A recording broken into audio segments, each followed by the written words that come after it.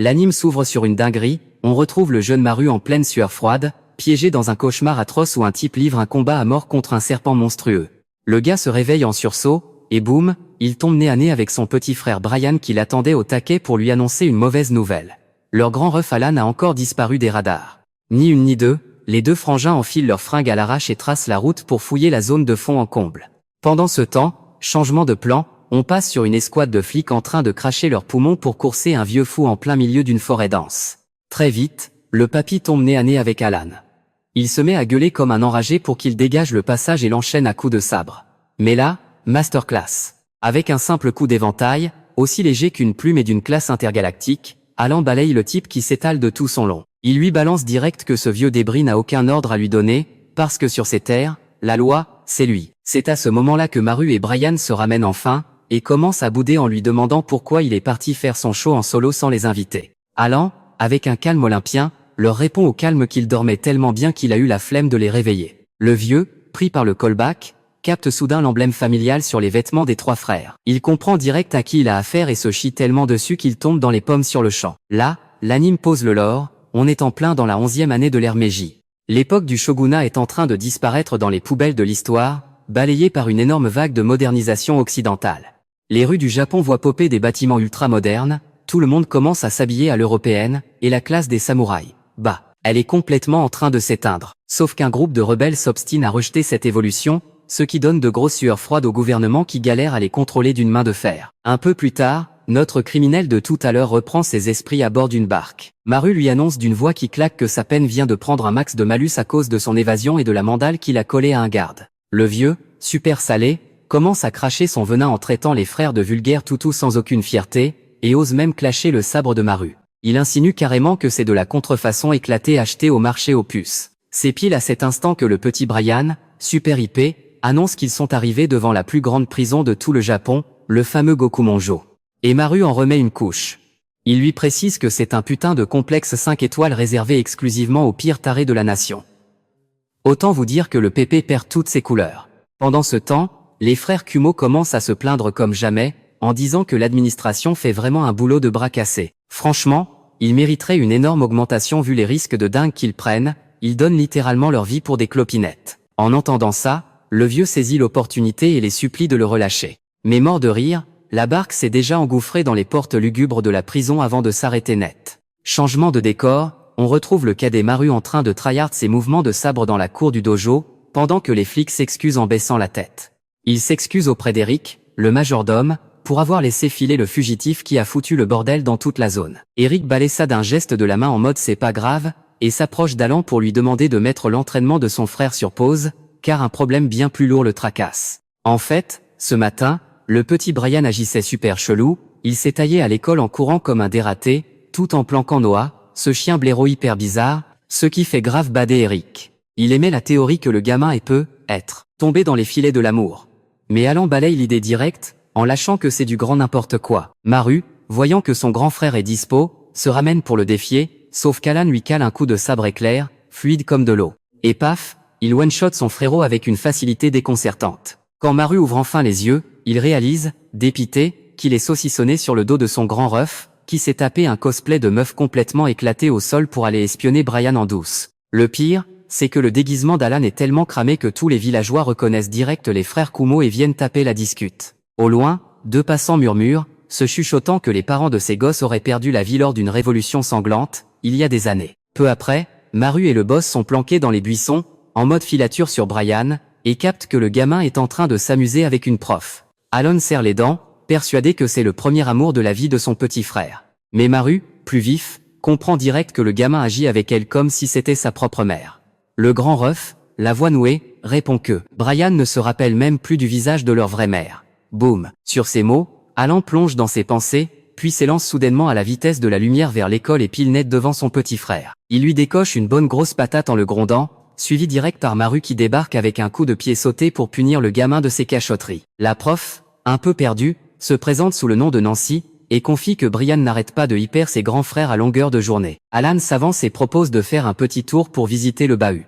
Nancy accepte avec le sourire, disant à Maru et au petit frère de rester papoter dans la cour. Il félicite le gamin en lui disant qu'il a trop de la chance d'être tombé sur une prof aussi bienveillante. Brian sourit de toutes ses dents, juste au moment où le chien blaireau, Noah, pointe le bout de son nez pour les suivre. À la base, la bestiole squatte au sanctuaire de la famille, mais le gamin flex fièrement en expliquant que Noah est complètement fan de Nancy, et que c'est l'une des rares fois où cet animal froussard ose approcher quelqu'un qui n'est pas du clan. Pendant ce temps-là, Alan fouille sans pression dans les contrôles de son frère et retourne les tiroirs en douce, jusqu'à dénicher un objet grave suspect. C'est là que Nancy pop de nulle part pour lui demander ce qu'il fabrique. Alan, le roi de l'esquive, sort l'excuse foireuse qu'il cherchait les toilettes et qu'il s'est paumé. Mais dès qu'il disparaît, la prof remarque le tiroir mal fermé, et murmure le nom du grand frère avec un regard froid comme la mort. Un peu plus tard, Maru relance un duel contre Alan, mais le boss taille la technique de son petit frère en disant qu'elle est hyper prévisible. Genre, même en s'entraînant toute sa vie, il ne couperait même pas un bloc de tofu. Le jeune homme donne tout ce qu'il a dans ses coups de sabre, mais Alan esquive tout avec une fluidité insolente avant de lâcher un move d'une classe folle qui met son adversaire KO direct. En voyant ça, Brian lâche une standing ovation. Il encense son grand frère et le supplie de le prendre comme disciple. D'un coup, la même équipe de flics de tout à l'heure déboule pour demander du renfort. Plot twist, un bretteur ultra dangereux s'est fait la malle de la prison en emportant leur sabre de légende. Du coup, ses bras cassés ont besoin de quelqu'un pour faire le sale boulot et leur éviter de se faire sanctionner. Alan top là pour quelques malheureuses pièces, tout en interdisant formellement à ses deux frères de le suivre pour ne pas l'encombrer. Sur la route, les flics chuchotent à propos d'une prophétie flippante, quand le ciel se couvrira de nuages sombres, une catastrophe s'abattra sur le monde. De retour à la maison, Maru pète un câble devant Eric, disant qu'il en aura le bol que son grand frère le traite comme un vulgaire gamin. Franchement, il lui a confié un sabre, mais il continue de le surprotéger à 24. Du coup, il prend sa lame et décide d'aller l'aider coûte que coûte. Et voilà nos deux frangins qui tapent un sprint de fou pour retrouver Alan. Une fois dans la forêt, le petit dernier a l'idée de génie de foutre le feu pour forcer le criminel à sortir, mais là, soudainement, ils entendent un bruit chelou. En cherchant un peu, ils tombent nez à nez avec le samouraï qui court pour sa vie à la vitesse de l'éclair. Brian verrouille la cible directe, faisant jaillir une rafale de lance depuis le sol pour le piéger de tous les côtés. Dans la foulée, Maru fonce dans le tas en lui balançant un défi badass, et enchaîne les attaques comme un forcené, même s'il n'a jamais fait de vrai combat à mort contre quelqu'un d'autre que son frère. Avec une seule attaque surpuissante, le gamin croit avoir mis le bretteur KO, et jubile intérieurement en réalisant qu'il a level up de fou. Mais la classique erreur de débutant, au moment où il baisse sa garde, le samouraï lui jette du sable dans les yeux et lance une contre-attaque de malade. Le mec menace de tuer Maru pour avoir osé faire le larbin du gouvernement. Il lui met toute la faute sur le dos, disant que c'est à cause d'eux si les samouraïs finissent à la rue. Il hurle sa haine de la modernisation et repart à la charge. Cette fois, le mec arrache carrément le katana des mains de Maru, et lâche un sourire narquois en disant que les deux frères sont claqués au sol comparé à la légende de leur aîné. Il a même la dalle de revendre le sabre pour se faire un max de bif. Brian, voyant ça, fait un bond incroyable et claque une énorme frappe pour faire voler le katana et le ramener à son frère. En agrippant la poignée, Maru a un déclic, c'est une lame sacrée faite pour protéger, pas pour prendre des vies. Il fonce sur le gars et lui hurle avec assurance qu'il ne mérite même pas le titre de samouraï, car les vrais guerriers qu'il connaît sont fiers, grands, et respirent le charisme absolu. En imitant le pas de la demi-lune, la technique secrète d'Alan, il met cette ordure KO. Il s'imagine déjà que son grand frère va être méga fier de lui. Mais, douche froide, en levant les yeux, il réalise, sous le choc, qu'Alan avait déjà nettoyé tout le gang de criminels bien avant eux. Maru tombe direct dans une grosse dépression. Mais soudain, le samouraï de tout à l'heure se réveille en sursaut, et il étrangle Maru jusqu'à lui couper le souffle. Quand le garçon reprend conscience, il voit qu'Alan a déjà envoyé le gars 6 pieds sous terre, de façon définitive. Cette scène sanglante déclenche un énorme traumatisme dans l'esprit de l'adolescent, qui murmure des mots sur une personne décédée. Son corps se met à trembler de ouf et une grosse envie de vomir le prend. Alan se jette sur lui pour le serrer fort dans ses bras, le rassurant sans arrêt en lui murmurant que tout va bien, que c'est fini. Sur le chemin du retour, Alan porte son petit frérot sur son dos, qui pleure à chaudes larmes, dévasté de réaliser à quel point il s'est senti inutile. Le grand frère lâche un sourire plein de tendresse et lui dit de tout relâcher, de pleurer un bon coup pour revenir encore plus fort. Changement de scène. On découvre que le vieux du début vient officiellement d'élire domicile dans la prison. Gokumonjo. Le maton le fouille pour voir s'il ne planque pas d'objets illégaux, et le papy secoue la tête dans tous les sens pour nier. Ensuite, il le balance dans une cellule avec un type à l'apparence complètement cauchemardesque. Et là, on nous droppe le lore sur Gokumonjo, la prison est posée en plein milieu du lac Biwa, dans la ville d'au-dessus. Et vous savez qui se tape le sale boulot d'escorter les criminels les plus hardcore là, bas, nul autre que les frères du clan Kumo. Les gens du coin les appellent familièrement les 3 frères des nuages, avec Alan en tant que boss du clan. Tard dans la nuit, pendant que Maru et le petit dernier dormant à point fermé, Alan est posé dans une autre pièce en train de boire du thé et de discuter sérieusement avec Eric. Le majordome lui demande si Maru a retrouvé la mémoire concernant l'incident tragique de l'époque. Alan lâche un lourd soupir et secoue la tête. Il explique que le gosse n'a eu que de brefs flashs, sans doute parce que la strangulation a provoqué un gros choc dans son cerveau. Sur ce, les deux gars continuent de picoler comme des trous jusqu'au bout de la nuit. Le lendemain matin, Maru, super énervé, engueule son grand frère en lui reprochant de claquer toute leur thune dans l'alcool alors qu'ils sont fauchés, juste avant d'aller rendre visite au docteur Pika. En fermant les yeux, Maru est soudainement frappé par un frisson de terreur en se rappelant de la main glaciale qui l'étranglait. Et par réflexe, il décoche un énorme coup de poing direct dans la tête de Brian qui essayait juste de le chatouiller pour rigoler. Complètement en panique, il taille la route d'un coup, ignorant totalement Alan qui se tenait debout dans le couloir. Après avoir lâché un vague merci au toubib, Alan gratte un remède contre la gueule de bois. En fond, t'as le petit Brian qui chiale toutes les larmes de son corps, persuadé que son grand frère le déteste. En le voyant en PLS, Alan le console direct, va chercher un jouet pour faire marrer Maru, ça va le calmer. Ni une ni deux, le gamin tape un sprint de malade pour fouiller partout. Le doc Pika se tourne vers Alan, hyper sérieux, et l'interroge sur son état de santé. L'autre répond au calme qu'il a encore de l'alcool dans le sang, mais le vieux le coupe net, il ne parle pas de ses beuveries. Son regard perçant cherche à savoir si Alan capte le message caché. Pendant ce temps, dehors, c'est le chaos. Brian court comme un dératé après Maru avec un bout de caca accroché à un bout de bois. Résultat des courses, le petit dernier s'éclate la tronche contre un panneau. Il s'effondre par terre et se remet à chialer de plus belle, convaincu que son frangin le hait. Retour à la discussion sérieuse, le doc s'interroge sur Eric, 15 ans après qu'il a été recueilli. On apprend qu'Alan l'avait sauvé d'une mort certaine, seul au monde, et lui avait offert un toit au dojo. Le vieux médecin lâche un avertissement glacial, Eric est un vestige du clan Fuma, une guilde d'assassins impitoyables. Alan hausse les épaules en mode balèque, genre il connaît son passé depuis un bail, mais il se demande bien comment le toubib en sait autant. Pika lâche ça calmement, il l'a cramé direct avec ses cheveux d'un blanc immaculé et ses yeux violets. La légende raconte qu'à l'époque, 3 clans ninja ultra badass dominaient le game. Les Koga, loyaux et fidèles à leur seigneur. Les Iga, des mercenaires qui taffent pour le fric, respectant le contrat à la lettre. Et enfin, le clan Fuma. Alan le coupe direct, l'histoire des Fuma, c'est de l'histoire ancienne, le chapitre est clos. Mais Pika insiste lourdement, Eric a le sang d'un shinobi dans les veines, et les emmerdes peuvent débarquer à tout moment. Alan fronce les sourcils, grave saoulé, et exige de clore le sujet. Et pile à ce moment ultra tendu, une escouade de flics déboule en trompe dans le domaine. Il supplie Alan de les aider, un tueur psychopathe vient de s'évader. Le mec fonce droit vers le sanctuaire Kumo. C'est un étranger du nom de Ryan, un vestige du célèbre domaine de Shoshu. Alan trace direct dehors, mais bam, il se fait stopper net au portail par un commando de militaires armés jusqu'aux dents. Il s'emballègue des règles, il lâche 2 frappes chirurgicales, couche les mecs qui le gênaient et hurle de dégager le passage. En parallèle, la caméra bascule sur le petit Brian. Il est posé sur les marches en pierre, complètement dépité par sa dispute avec son frère. Et là, le malaise. Ryan apparaît comme un fantôme et lui demande si c'est bien lui le gosse du clan Kumo. Le criminel essaie de l'embobiner avec sa voix mielleuse pour qu'il lui montre le chemin de la prison de Gokumonjo, histoire de régler ses comptes. Mais Brian lâche un gros nom de la tête. Question de principe, il doit d'abord demander la permission à son grand frère. Recalé sec, le tueur en série sort la carte de la manipulation psychologique. Il lui retourne le cerveau en mode « Vaille bonhomme, c'est l'occasion en or pour prouver ta valeur et te réconcilier avec ta famille ». Brian, naïf, tombe dans le panneau et accepte de guider le taré pour faire la surprise à ses frères. Au moment où il pose le pied sur l'escalier, Maru déboule en trombe et hurle sur son petit frère d'aller chercher Eric sur le champ. L'agressivité de Maru brise le cœur de Brian, qui fond en larmes et s'enfuit en courant. Ryan reste là, lâche un petit rictus provocateur et se fout de sa gueule d'être aussi dur avec le gamin. Mais Maru s'en tape royalement et le grille direct, il a capté que le mec n'est pas du coin. Il lui balance avec une froideur de dingue qu'il a croisé 3 cadavres de flics sur la route, sans oublier cette aura meurtrière et cette odeur de sang écœurante qui émane de lui. Intrigué, le tueur lui demande s'il est l'aîné ou le cadet. Ni une ni deux, Maru joue un coup de poker magistral et se fait passer pour Alan. La provocation marche à fond, le mec lui fonce dessus.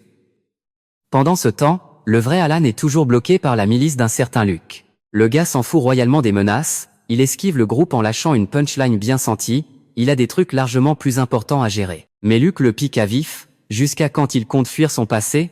Est-ce que ses frères connaissent au moins la vérité sur le grand serpent Xavi? Là, c'est la goutte de trop. Alan se retourne à la vitesse de l'éclair et lui décoche une patate de forain qu'il étale par terre. Le soldat, en galère, hurle pour savoir pourquoi il a déserté la 5e escouade à l'époque. Alan lui tourne le dos glacialement et le termine avec cette phrase, ses bras sont désormais trop occupés à enlacer les gens qu'il aime. Bam, on retourne au combat de malade. Maru est en pleine galère, il part de justesse les coups mortels de Ryan. Le taré a une force de frappe telle qu'il peut trancher un arbre en deux. Et ça, avec un seul coup de son épée chelou.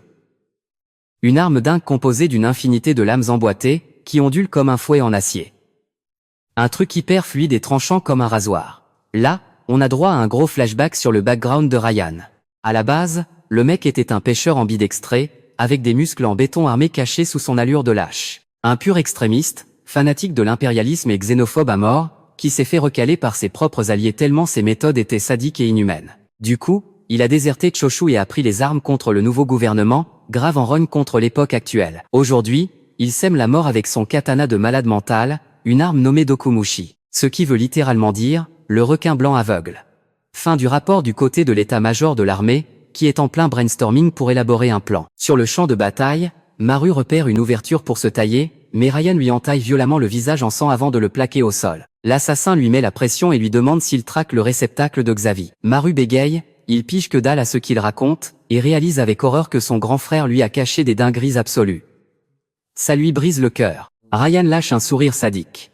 Il s'apprête à porter le coup de grâce, mais la lame d'Eric vient bloquer l'attaque in extremis. Le taré est scotché, il capte direct qu'il a affaire à un vrai shinobi et change de cible pour se faire Eric. Maru est complètement largué, il a la tête qui tourne et n'arrive même pas à suivre la vitesse fulgurante de leurs échanges. C'est à cet instant précis que le petit Brian déboule en trottinant. Le gosse hallucine total devant la puissance surhumaine de leur majordome. Sentant l'agitation, Ryan fouette l'air avec son arme pour trancher les deux frangins d'un coup, mais Eric se jette en barrage de son propre corps. Il encaisse de plein fouet une entaille monstrueuse sur le visage. Là, le mec lâche une masterclass, il déclare haut et fort que pour lui, les survivants des Fuma ne se soumettent ni à un maître ni au pognon, mais qu'ils vivent pour un seul et unique idéal. À la seconde où il finit sa phrase, il balance un coup de pied magistral qui met Ryan KO technique. Reprenant à peine son souffle, Maru et Brian se ruent vers lui, en panique pour sa blessure. Mais Eric les repousse doucement, en mode « c'est juste une égratignure ». Le plot twist, Ryan se relève en rampant et balance une rafale de lames tranchantes comme des shurikens sur Eric. Heureusement, Alan débarque du ciel avec un charisme de fou furieux. Il chope tous les projectiles à la vitesse de la lumière avant même qu'il ne les touche. Eric lui lâche un petit tacle genre « T'es un peu à la bourre, non ?» Ryan explose d'un rire sarcastique face à Alan, le narguant sur le fait qu'un génie de son calibre gâche sa vie à jouer les toutous pour le gouvernement. Alan lui répond d'un ton blasé que Ryan doit vraiment avoir le cœur rongé par la haine pour en arriver là. Le tueur vrille complètement et hurle qu'il a la haine jusqu'à la moelle. Il repense à l'être suprême qu'il vénérait plus que tout, l'empereur. Celui-là même qu'il a trahi en arrachant de sang-froid l'âme des samouraïs. Eric prend la parole pour éclaircir la dinguerie, si Ryan est là, c'est pour recruter. Son plan de grand malade, c'est de libérer tous les pires criminels de la tôle de Gokumonjo. Le but, déclencher une révolution totale pour renverser l'empereur. Ryan lâche un rire de psychopathe pour confirmer son délire, et fonce sur Alan pour lui arracher la tête, mais il n'ajuste pas le niveau. Alan lui met une raclée monumentale en littéralement 3 secondes chrono, laissant le mec agoniser dans une mare de sang. En crachant ses poumons, Ryan le menace. S'il ne l'achève pas ici et maintenant, il reviendra détruire tout ce qu'Alan chérit. Mais Alan le regarde, imperturbable, et lui balance cash qu'il n'a plus une once d'énergie pour protéger ce pays ou courir après des idéaux à la con. Cette indifférence totale rend Ryan complètement taré. Le lâche se relève en douce pendant qu'Alan a le dos tourné, prêt à le planter en traître. Mais avant même de pouvoir bouger le petit doigt, son katana se fait entraver par un filet de corde. L'armée du gouvernement débarque enfin sur les lieux, avec à sa tête le capitaine Vance. C'est le boss de l'escouade Yamanu, qui bosse en direct pour l'État. Le mec s'excuse direct pour le comportement dégueulasse de Luke tout à l'heure, et annonce qu'ils prennent le relais pour embarquer Ryan. Sauf que le fou furieux essaie encore de s'arracher. Vance lui claque un gros coup de pommeau sur la nuque, le plongeant dans les vapes direct pour le menotter. Alan lâche un petit sourire, salue Vance et vanne son ancien pote sur son attitude super froide pour des retrouvailles. Mais Vance pose un mur direct, il n'a plus aucune relation avec un traître. La milice se tire sans faire d'histoire, laissant nos 3 frangins et Eric rentrer tranquillement vers le dojo. Maru, l'esprit embrouillé de ouf, fixe les silhouettes de ses frères devant lui. Et là, gros coup de pression, la série lâche enfin le dark plot du gouvernement. En gros, les huiles veulent que la team de Vance s'allie à Alan pour traquer le fameux réceptacle de Xavi. De son côté, la prof Nancy a coincé Alan en privé pour lui mettre la pression. Il faut absolument qu'ils aient un coup d'avance pour choper ce réceptacle, avant que le grand serpent Xavi ne ressuscite pour foutre le chaos. Le hic, c'est que le gouvernement veut buter le porteur, alors qu'Alan est prêt à tout pour le protéger. Le grand frère murmure à la prof Nancy qu'il ferait mieux de s'en prendre à l'entité de Xavi, plutôt que de cibler l'humain qui sert d'hôte. Tout ça parce que le mec déteste profondément prendre une vie. Sauf que, planqué derrière la porte, Maru a espionné toute la discussion. Il repense aux moqueries de Ryan sur son frère et le grand serpent. Craquage total. Il défonce la porte et déboule dans la pièce. Il lui rentre dedans et exige de savoir qui était ce type l'autre jour. Mais Alan noie le poisson, lâche une douille en mode « c'est juste un voisin chelou » et essaie de s'esquiver. Sauf que l'ado lui barre la route, et avec une voix lourde d'émotion, il le supplie de ne pas le laisser de côté. Mais en retour, il ne se prend que le sourire narquois et l'attitude désinvolte de son grand frère. Le cœur en miettes face au manque de confiance de son propre sang, Maru s'avance et fait une promesse de shonen, il jure qu'il va devenir une machine de guerre, et que son frangin n'a qu'à bien se tenir. Transition bam, on enchaîne direct. On retrouve Maru en train de cracher ses tripes à l'entraînement dans la cour. Il s'acharne à canaliser le tempo de ses frappes pour éviter d'être trop brouillon.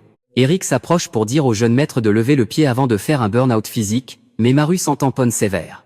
Il est persuadé d'être le seul boulet à faire du surplace, donc il s'oblige à tryhard comme un malade mental pour rattraper le niveau de son grand frère. La nuit tombe. Alan s'éclipse en douce d'une soirée mondaine ultra guindée, où il s'est pointé en tant que chef du clan Kumo. Par hasard, il tombe nez à nez avec Mina, une vieille connaissance, sapée d'une robe de soirée absolument magnifique. La meuf lui glisse subtilement qu'elle est en pleine mission de filature. Et pile au même moment, le ministre Victor, escorté de sa garde rapprochée, s'approche tranquillou. Petite salutation hypocrite de la haute société pour finir l'épisode. Le ministre lâche un gros soupir. Ça fait un bail qu'ils ne se sont pas vus, depuis qu'Alan a claqué la porte de l'unité.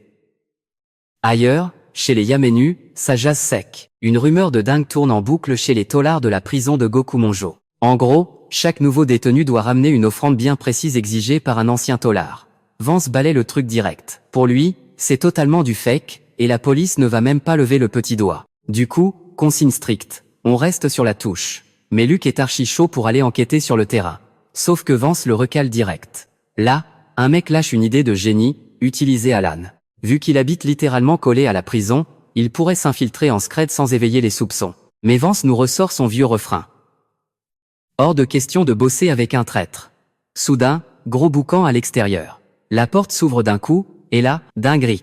On découvre Maru, prosterné aux pieds de Vance, en train de le supplier de le prendre comme disciple. Retour à la soirée. Alan tape la discute avec le ministre. Monsieur Victor lâche le morceau, il rêve de s'allier avec le gouverneur de Kyoto pour ouvrir une voie navigable à travers le lac Biwa, un méga projet pour moderniser l'ancienne capitale. Et là, tilt. Alan capte enfin pourquoi on l'a forcé à venir à ce banquet. Dans la foulée, le ministre lui propose cash de revenir au bercail, chez les Yamanu.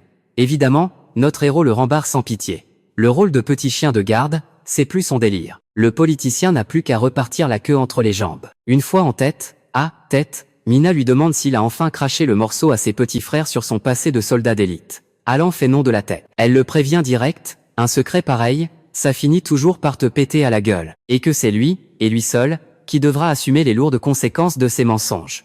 De l'autre côté, l'ambiance est glaciale. Vance dégage Maru sans une once de pitié. Il le taille en pièces, lui balançant qu'un gamin sans rien n'a aucune valeur en échange d'un entraînement. Le pauvre gosse, au bout du rouleau, ravale sa fierté et supplie de devenir son larbin, prêt à se casser le dos pour n'importe quelle corvée. Mais le capitaine tourne les talons, froid comme la glace. En voyant le cadet bouillir de rage, Luke s'approche et lui demande pourquoi il ne cherche pas un dojo stylé pour s'entraîner. Mais Maru est catégorique, il n'a Dieu que pour Vance. Pourquoi? Parce qu'il l'a vu, de ses propres yeux, coucher Ryan avec un simple fourreau d'épée ultra fin, comme si de rien n'était. Une vraie masterclass. C'est là qu'un autre membre, Shin, ramène sa fraise et lui demande d'un ton mystérieux s'il serait prêt à risquer sa peau pour arriver à ses fins. La scène d'après, plot twist total. On retrouve Maru le crâne rasé, sapé en tenue de taulard, escorté par le petit Brian en direction de Gokumonjo, sur une barque en pleine tempête. Maru ordonne au petit dernier de la fermer à double tour. Interdiction formelle de balancer cette mission d'infiltration au grand frère. Son objectif, plonger dans la gueule du loup, découvrir ce qu'est vraiment cet objet mystère, et trouver qui tire les ficelles. Pendant ce temps, au domaine, Alan passe à la clinique du docteur Pika. Coup de massue. Les résultats des examens sont catastrophiques. Même si nous, les viewers, on ne sait pas encore de quelle maladie il parle, le chef du clan Kumo lâche un grand sourire forcé, jure qu'il pète la forme et s'en va. Mais dès qu'il est hors de vue, son visage se décompose. Il est livide, complètement rongé de l'intérieur. De retour à la maison, il tombe sur Eric et Brian et leur demande direct où est passé Maru. Les deux nient en bloc, surtout le petit dernier qui bégaye, transpire à grosses gouttes, avec un jeu d'acteur complètement éclaté. Alan flaire l'embrouille à des kilomètres et part lui-même à la recherche de son frère. Le Benjamin court derrière lui en panique. Pile à ce moment-là, Eric, avec ses sens de dingue, capte un cri d'oiseau super louche au loin. En un éclair, le majordome chope Nancy et la passe à l'interrogatoire pour savoir ce qu'elle fout dans le coin. La fille tente de calmer le jeu, expliquant qu'elle est d'une loyauté absolue envers les frères et qu'elle a fait un pacte sacré avec Alan. Mais ces belles paroles, ça glisse complètement sur la paranoïa d'Eric. Il l'affiche direct, elle ne dégage aucune odeur humaine. Son radar à embrouille est au niveau maximum. Loin de se laisser faire, Nancy le tacle en retour. Elle lui balance que, de son côté, elle n'a pas la moindre once de confiance envers les restes du clan Fuma, ces fanatiques prêts à jeter leur vie à la poubelle juste pour accomplir leur mission. Le majordome relâche un peu la pression. Il ironise en disant qu'elle n'a aucune raison de lui faire confiance, même s'il a définitivement coupé les ponts avec cette famille maudite. Mais pour marquer le coup, il lui balance un kunai qui la frôle à 1 millimètre, la menaçant de la fumer sur place si elle ose toucher à un seul cheveu des frères Kumo. Nancy est sur le cul face à cet instinct de protection ultra badass. Eric vide son sac. Depuis gamin, on lui a lavé le cerveau pour qu'il se méfie du monde entier. Jusqu'au jour où les frères Kumo l'ont littéralement repêché des griffes de la mort, au beau milieu d'une tempête de neige glaciale. Ils l'ont soigné avec amour, juste parce qu'ils sont trop purs, trop naïfs. C'est pour ça qu'il a décidé d'endosser le rôle du méchant. C'est lui qui se charge de douter de chaque être vivant à leur place. En entendant ça, Nancy lâche un sourire apaisé et s'éloigne tranquillement. Pendant ce temps, notre héros met les pieds dans la fameuse prison, les mains lourdement enchaînées. Les matons lui font un discours d'accueil infernal pour briser tout espoir. Ici, les droits de l'homme, ça n'existe pas, et adresser la parole aux gardes est strictement interdit. En gros, la porte vers la liberté est scellée à jamais. Bienvenue en enfer. Maru a des sueurs froides en débarquant dans une salle immense, blindée de criminels qui s'arrachent la santé sur des travaux forcés interminables. Juste à côté de lui, un vieux, totalement à bout de force, s'effondre sous le poids de sa marchandise. Maru, avec son grand cœur, se précipite pour l'aider. Mais en se retournant, gros choc. Il capte que c'est le criminel qui s'était fait choper sur le bateau l'autre fois. Le vieux grille le petit nouveau et s'approche en scred pour lui demander s'il a bien ramené l'offrande pour le grand boss. Mais au moment où Maru, complètement paumé, lui demande de qui il parle et si c'est ce fameux objet de la rumeur. Les gardes débarquent violemment et traînent le vieillard de force. Juste après, une matonne avec des cheveux roses très courts escorte Maru vers un autre secteur, le long d'un couloir hyper sombre. Elle lui demande cash pourquoi il a atterri ici. Le gamin, vif d'esprit, tente la carte de l'amnésie. Mais la meuf le crame direct. Elle récite son faux dossier par cœur, 3 vols à main armée.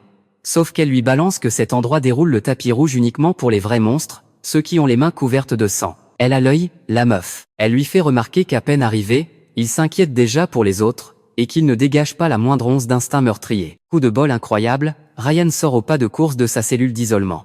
La matonne ordonne à Maru de ne pas bouger, mais le frérot a déjà taillé la zone en mode ninja. Retour au temple. Eric et Alan viennent enfin de griller le stratagème de Brian, une permutation de prisonniers pour balancer Maru au trou. Le grand frère panique totalement et veut foncer pour sauver son cadet. Mais Eric le stoppe net. Il lui balance la vérité en pleine face. Avec son corps à l'agonie, il ne servira strictement à rien. Le majordome lui demande de le supplier. Non pas comme son maître, mais comme un véritable ami. Même si ça lui brise le cœur, Alan pose un genou à terre et supplie son meilleur pote d'aller sauver ce crétin de petit frère. L'émotion est palpable. Ni une ni deux, Eric arrache sa tenue civile, enfile son équipement de shinobi ultra badass et disparaît comme une flèche. À Goku Monjo, Maru s'approche à pas de loup d'une pièce. Il surprend Ryan en train de marmonner tout seul. Enfin, c'est ce qu'il croyait. Une seconde plus tard, le tueur demande à un mec tapi dans l'ombre quel est le plan pour écouler ce stock de pétales de pavot. Et là, pas de bol. Un gardien en patrouille grille le gamin en train d'espionner, le chope par le col et le jette direct au cachot. Ryan jette un coup d'œil et reconnaît immédiatement le cadet des Kumo.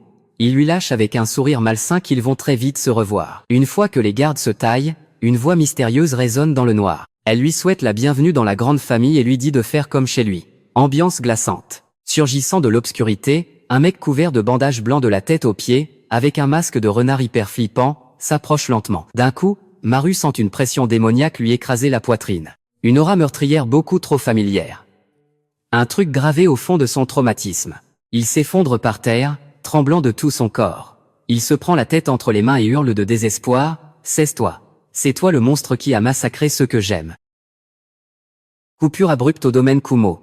Brian s'approche timidement de la chambre du grand frère, mais Alan lui hurle dessus pour le dégager, prétextant qu'il doit emmener le linge sale. À l'intérieur de sa chambre lugubre, c'est un carnage. Le grand frère se tord de douleur, son corps vire au gris cadavre. Il murmure avec amertume que c'est lui qui finira dans la tombe, pendant que son petit frère, lui, continuera de grandir et de briller. Et là, une aura noire et toxique commence à s'échapper violemment de la peau d'Alan. Retour dans la cellule, Maru pète un câble et fonce droit sur l'homme masqué, il arrive même à lui coller une droite. Jusqu'à ce que ce taré l'attrape à la gorge et le soulève de terre avec une seule main. Le monstre murmure de se calmer. Il déteste devoir lever la main sur la famille. Chaque mot qui sort de sa bouche replonge le gamin dans la tragédie de son enfance. Flashback sanglant. L'homme au masque l'écrase contre le sol, au beau milieu d'une mare de sang poisseuse. Il crache ses mots avec une cruauté absolue, « Ta mère. Elle n'aurait jamais dû mourir. » Au moment où la faucheuse s'apprête à frapper, Maru hurle le nom d'Alan à s'en déchirer les cordes vocales. Et boum, son grand frère héroïque débarque in extremis pour le sauver. Le jeune garçon jette un regard vers le bébé Brian, encore nourrisson, qui pleure à chaudes larmes et qui est heureusement sain et sauf. Alan fonce dans un duel à mort contre cet ennemi juré. Mais Maru, dans sa panique, veut l'aider. Ça force son grand frère à se jeter sur lui pour l'arracher à la trajectoire d'une attaque mortelle. Quand la poussière retombe, le choc est total pour Maru. Il réalise que le dos de son frère est complètement ouvert, et que les mains chaleureuses qui le protègent sont trempées de sang frais. Malgré la douleur atroce, Alan rassure son petit frère et lui demande de le regarder, en affichant un sourire rayonnant. Tant qu'on est ensemble, aucune tempête ne peut nous briser. Énorme frisson. Après la fuite du tueur, Alan trouve la force de lui murmurer de toujours garder le sourire, à sa place. Retour au présent. Complètement brisé par ce traumatisme, Maru tombe dans les pommes au fond du cachot, avant d'être transféré vers un autre secteur. Pendant ce temps, Eric atterrit en mode furtif sur les rives du lac. Et sur qui il tombe? Luke, en train de fixer la prison de Gokumonjo au loin. Le garde du corps des Kumo, ultra méfiant, lui demande cache à quoi il joue. Mais l'autre fait l'ignorant et prétend qu'il admire juste l'architecture de la prison. Mon œil ouais. Un peu plus tard, notre jeune héros se réveille dans une cellule qu'il ne connaît pas, face à la matonne aux cheveux roses de tout à l'heure. Elle lui balance une trousse de secours pour qu'il se rafistole, et pose carte sur table. Elle a cramé depuis le début son petit numéro d'acteur. Si tu ne veux pas te faire afficher, tu dois cracher le morceau direct sur l'identité de ce mec mystérieux qui partage ta cellule, parce que les pontes d'en haut ont tout étouffé. Acculé, Maru n'a pas le choix et balance absolument tout ce qu'il a vu et entendu. La matonne frissonne d'horreur en réalisant que c'est un monstre du clan Fuma. Ce pourri a une dette de sang envers elle, il a massacré toute sa famille, sans laisser le moindre survivant. La meuf lui propose direct une alliance vengeresse, en insistant sur le fait qu'à deux, ils vont le fumer bien plus facilement. Sauf que Maru la remballe sans pitié, en lui conseillant gentiment d'aller voir ailleurs si elle y est. Et là, le gros plot twist. Une série d'explosions assourdissantes retentit, la faisant flipper sa race et fuir à toutes jambes.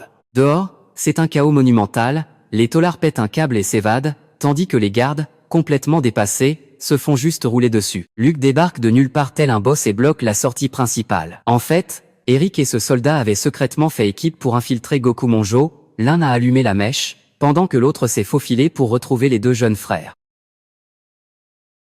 Aux retrouvailles, Eric balance ses fringues habituelles à Maru. Il le rassure d'un ton chaleureux en lui disant qu'il capte totalement qu'il ait ses propres raisons. Mais qu'une fois à la maison, il devra se démerder pour s'expliquer avec Alan. Les dingueries explosives de tout à l'heure, c'était lui le maestro derrière tout ça. Il a créé ce bordel monstre pour faciliter leur évasion, puis s'est déguisé en garde pour l'accompagner. Mais juste avant de se faire la malle en douce, le gamin supplie le majordome de l'aider à retourner dans la cellule de cet enfoiré. Face à son ennemi, il lui décoche une droite monumentale en pleine face. D'un ton glacial, il annonce qu'il ne se salira pas les mains pour le buter. Il préfère le laisser pourrir jusqu'à l'os et ruminer ses crimes dans ce trou à rats. Mais le plus important, il lui interdit formellement d'oublier son nom, et de se souvenir de ce putain de coup de poing. Une fois ça réglé, Maru tape un sprint pour retrouver la matonne et lui rendre sa trousse de secours. Il lui vide son sac et avoue qu'il rêve d'obtenir une force absolue, histoire de pouvoir encaisser toute cette merde avec un grand sourire rayonnant. Il est déterminé à ne pas laisser cette ordure éteindre sa lumière intérieure. Il lui conseille sincèrement de lâcher sa vengeance, de repartir à zéro et de regarder vers l'avenir. La meuf se braque et lui lâche ironiquement. Non mais, c'est un putain de morveux qui essaie de me faire la morale, là. Pour toute réponse, notre gars affiche juste un petit sourire narquois. Le dernier plan nous offre un gros zoom sur le visage de la femme, révélant ses cheveux à moitié blancs et un œil d'un violet perçant. Sur le bateau du retour, Luke, super curieux, demande à Maru s'il a pu choper des infos juteuses. Et surtout, pourquoi il s'est embarqué dans cette galère bien pourrie? Le gamin grimace et avoue qu'il meurt d'envie de perfectionner ses arts martiaux, mais que son grand frère est un putain de flemmard. Ce mec ne l'entraîne que quand ça lui chante, et à chaque fois qu'il passe à l'action. Bim, Maru se fait juste dérouiller. Luc, fouineur comme il est, l'interroge un peu plus sur le caractère de l'ancien capitaine. L'adolescent fait la moue et taille son frère en pièces, il est atteint d'une flemme chronique, il glande toute la journée à faire des conneries, il se lave presque jamais, et en plus, c'est un gros poivreau. Mais au bout du compte, il joue toujours le rôle d'un père protecteur qui couvre sa petite fratrie, à peine le bateau à quai.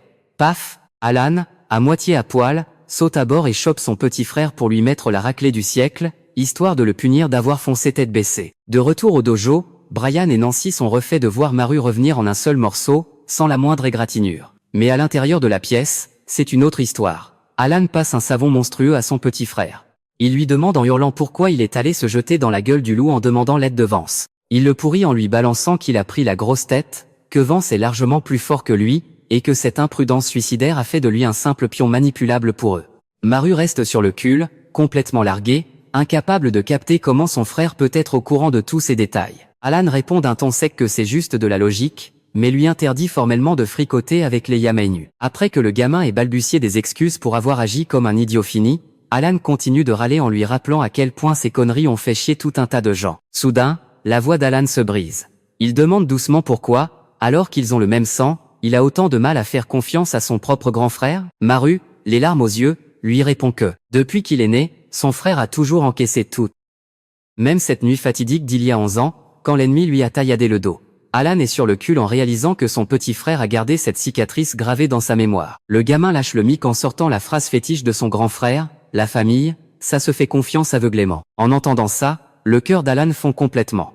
Il se met à chialer à chaudes larmes, terrorisé à l'idée que son petit frère chéri ait pris son envol et n'ait plus besoin de sa protection. Maru dément le truc direct, en panique. Dans un coin de la cour, Brian et Nancy tapent la discute tranquillement quand Eric déboule. Il envoie le petit dernier à l'intérieur pour checker si l'ambiance entre les deux frangins s'est calmée. Une fois seul, le majordome met un énorme coup de pression à Nancy, qu'elle n'ose même pas se mettre en travers du chemin d'Alan. Et ce, peu importe le nombre de secrets qu'elle détient sur le grand serpent Orochi. La prof hallucine totale, choquée de voir un survivant du clan Fuma se casser la tête pour de parfaits inconnus. Le public a droit à un flashback bien dark sur le clan Fuma. Déjà sur le déclin, ils se sont fait rayer de la carte en une seule nuit par un cauchemar sous les traits d'un enfant. Eric a miraculeusement survécu, mais il se traîne une vie de paria, rejeté par la société à cause de son apparence atypique. Il a la rage et veut se venger, mais il n'a pas le level. Il se fait démonter par le bourreau de son clan et finit jeté comme un déchet dans la neige glaciale. Et là, au fond du gouffre, c'est la chaleur de la fratrie Kumu qui l'a recueilli. Depuis cet instant, sa vie leur appartient, il a juré de devenir leur chien de garde, fidèle jusqu'à la mort pour protéger ce foyer. Le soir même, Alan fait un gros caprice pour que tout le monde dorme sur des futons dans la même pièce, comme au bon vieux temps. Maru fait le mec saoulé au début, mais au final, les trois frangins finissent collés les uns aux autres, à ronfler comme des bébés. En pleine nuit, dans un silence de mort, Eric sort dans la cour avec une cache pour filer un petit casse-croûte à Noah. Le blaireau grogne avec hostilité, mais l'instinct de ninja d'Eric capte un truc direct, on les observe. La meuf aux cheveux roses de la prison de Gokumongo retire lentement sa perruque, révélant sa vraie nature, c'est un membre du clan Fuma. Elle se met à genoux direct, super soumise, et l'appelle respectueusement Kotaro, le 10e chef. Elle se présente sous le nom de Lucie et ajoute que, vu son rang éclaté, c'est tout à fait normal qu'il ait zappé son blaze. Sauf qu'Eric rejette froidement ce nom de Kotaro et tourne les talons pour rentrer. Lucie le retient en panique, balançant une dinguerie, elle a retrouvé la trace de l'homme au masque de renard. Le bourreau de leur clan croupit actuellement dans une cellule à Gokumonjo. Mais le majordome lâche un énorme vent, lui disant d'éteindre sa soif de vengeance et de chercher son propre bonheur, avant de s'éloigner sans se retourner. Le lendemain à l'aube, Maru se sape bien, prêt à tracer direct vers Kyoto. Alan a beau pleurnicher et s'accrocher à lui, rien ne peut stopper la détermination du gamin. Une fois sur place, il tombe nez à nez avec ce crevard de Vance qui s'apprête à le jeter dehors comme un malpropre. Mais Maru dégaine sa carte maîtresse, des infos top secrètes tout droit sorties de Gokumonjo, le teasing est beaucoup trop tentant, et le capitaine accepte de prêter une oreille attentive. Maru balance tout dans les moindres détails, la description du mystérieux gars à l'isolement, et le secret des pétales de coquelicot. Pour prouver qu'il ne bluffe pas, il lui lâche carrément la perruque de la gardienne, qui schlingue encore cette odeur crade et caractéristique de la tôle. Vance colle la perruque à son nez, sniffe un grand coup, et ordonne direct de l'envoyer au labo pour analyse. Il demande aussi d'extraire toute la liste des prisonniers. Une fois posé, il lève le menton et demande au gamin ce qu'il veut en récompense pour ce banquet d'infos. Maru clame haut et fort son ambition, devenir une machine de guerre pour surpasser son grand frère. Vance lâche un sourire mystérieux et lui dit que si les analyses donnent un truc lourd, il pensera à le recruter. Avec ce demi-oui, le jeune rentre chez lui, grave refait. À peine a-t-il tourné le dos, Mina s'approche pour demander à Vance s'il compte vraiment intégrer ce gosse dans les rangs des Yamenu. Le capitaine rejette l'idée avec une froideur glaciale, avouant que ce gamin n'est qu'un pion super pratique pour faciliter la traque du réceptacle. La meuf lui balance un pic, insinuant que Vance veut utiliser Maru pour se venger d'Alan, tout en le prévenant cache que tôt ou tard, il va finir par être rongé par les souvenirs de ce jour où il a perdu son meilleur pote, son mentor et tous ses rêves de jeunesse. De retour à la table des Kumu, Alan est cloué au lit, en train de renifler comme un chien malade pour avoir fait le malin torse-poil sous la pluie. En vrai daron, le grand frère sert à manger à Maru avec bienveillance, et lui conseille de prendre son sac à dos pour aller explorer le Japon tout entier. Un pays en pleine effervescence depuis la fin de sa fermeture au monde. Il lui lâche une vraie masterclass de vie, on évolue de dingue quand on goûte aux nouvelles expériences de ce monde, et il lui jure de toujours rester ce refuge solide, prêt à veiller sur l'évolution de ses petits frères. Le frérot rougit jusqu'aux oreilles et bégaye qu'il le sait déjà, avant de lui enfourner du riz dans la bouche pour le faire taire direct. Le soir venu, en plein kiff dans son bain, Maru cogite sévère. Est-ce que son alliance avec Vance ne va pas le faire complètement dérailler? Soudain, la peur viscérale du mec au masque de renard vient lui broyer l'esprit. C'est la crise de panique totale. Ses membres tremblent, son souffle se coupe, il cherche désespérément de l'air comme un poisson hors de l'eau. En plein bad trip, il hallucine de fou, des mains gluantes traversent les murs pour l'agripper. Il finit en PLS dans sa baignoire, hurlant à la mort. Mais il se fait violence. Il se jure de ravaler sa peur, de sortir la tête de l'eau et de devenir un vrai dur à cuire. Le jour J est enfin là. Vance confirme que les infos sont 100% le J et valide le planning, l'entraînement hardcore façon shonen commencera dès le prochain jour de congé. Maru, toujours à l'affût, essaie de gratter du lore sur la relation profonde entre lui et Alan. Mais Vance le rembarre direct et claque la porte sans lâcher le moindre mot. C'est là que Mina intervient et lâche un plot twist d'une dinguerie absolue, l'ancien boss des Yamanu. C'était Alan en personne. Avec nostalgie, elle balance un flashback sur leur jeunesse, quand Alan rêvait de tout donner pour protéger le Japon, même s'il n'était au fond que de la chair à canon. Car oui, la quête principale des Yamanu, c'est de fumer le grand serpent Orochi, un boss de légende qui respawn tous les 300 ans. Maru ne capte pas trop ce délire de réceptacle, alors Vance lui explique froidement le bail. Ce démon parasite le corps d'un humain, dévore sa conscience à petit feu, jusqu'à prendre le contrôle total de son enveloppe charnelle. Une vraie masterclass. Pour renaître et devenir l'Orochi parfait. C'est pour ça qu'ils ont dû retourner le monde entier pour choper le réceptacle, et purger cette menace avant que la catastrophe n'éclate. Quand il lui demande pourquoi le grand frère a mis les voiles, Vance fait encore le sourd, clôturant la discussion dans un gros malaise. De retour à la maison, Maru trouve le petit Brian en train de s'affoler dans tous les sens pour s'occuper de son grand frère dont l'état ne s'améliore pas, un peu plus tard le gamin. On laisse temporairement la scène à la team des adultes, le docteur Pika, Eric et Nancy. Une fois les gosses sortis de la pièce, Alan se redresse avec peine, le souffle hyper court, et leur murmure un truc d'une importance capitale. Pendant ce temps, Maru et Brian rentrent en galérant avec une tonne de nourriture de fou, offerte par une vendeuse trop sympa du village. Sur le chemin, des dizaines de voisins les encerclent pour prendre des nouvelles, envoyant blindés de vœux de rétablissement à Alan avec une chaleur humaine incroyable. Face à cette scène, Maru a un déclic, son frère, c'est littéralement le soleil qui réchauffe le cœur des gens, il doit donc absolument guérir pour continuer à briller. Arrivé près du portail, Brian trace à l'intérieur avec les courses, laissant Maru face à Lucy, cachée dans l'ombre de la forêt. Elle le salue, et lâche le plot twist, ils s'étaient déjà croisés à Gokumonjo, sauf qu'à l'époque, il ne savait pas que c'était une fille. Lucy lui explique qu'elle a taillé la route de la prison parce qu'elle avait chopé toutes les infos nécessaires et qu'elle comptait se faire la malle. Le jeune garçon lui lâche son meilleur sourire et l'invite chaleureusement au temple si elle n'a nulle part où aller, mais la meuf refuse direct et disparaît dans l'obscurité de la nuit. Une seconde plus tard, Eric déboule de la maison avec un regard tellement paniqué que Maru ne l'avait jamais vu comme ça. Il lui hurle de vite se cacher à l'intérieur.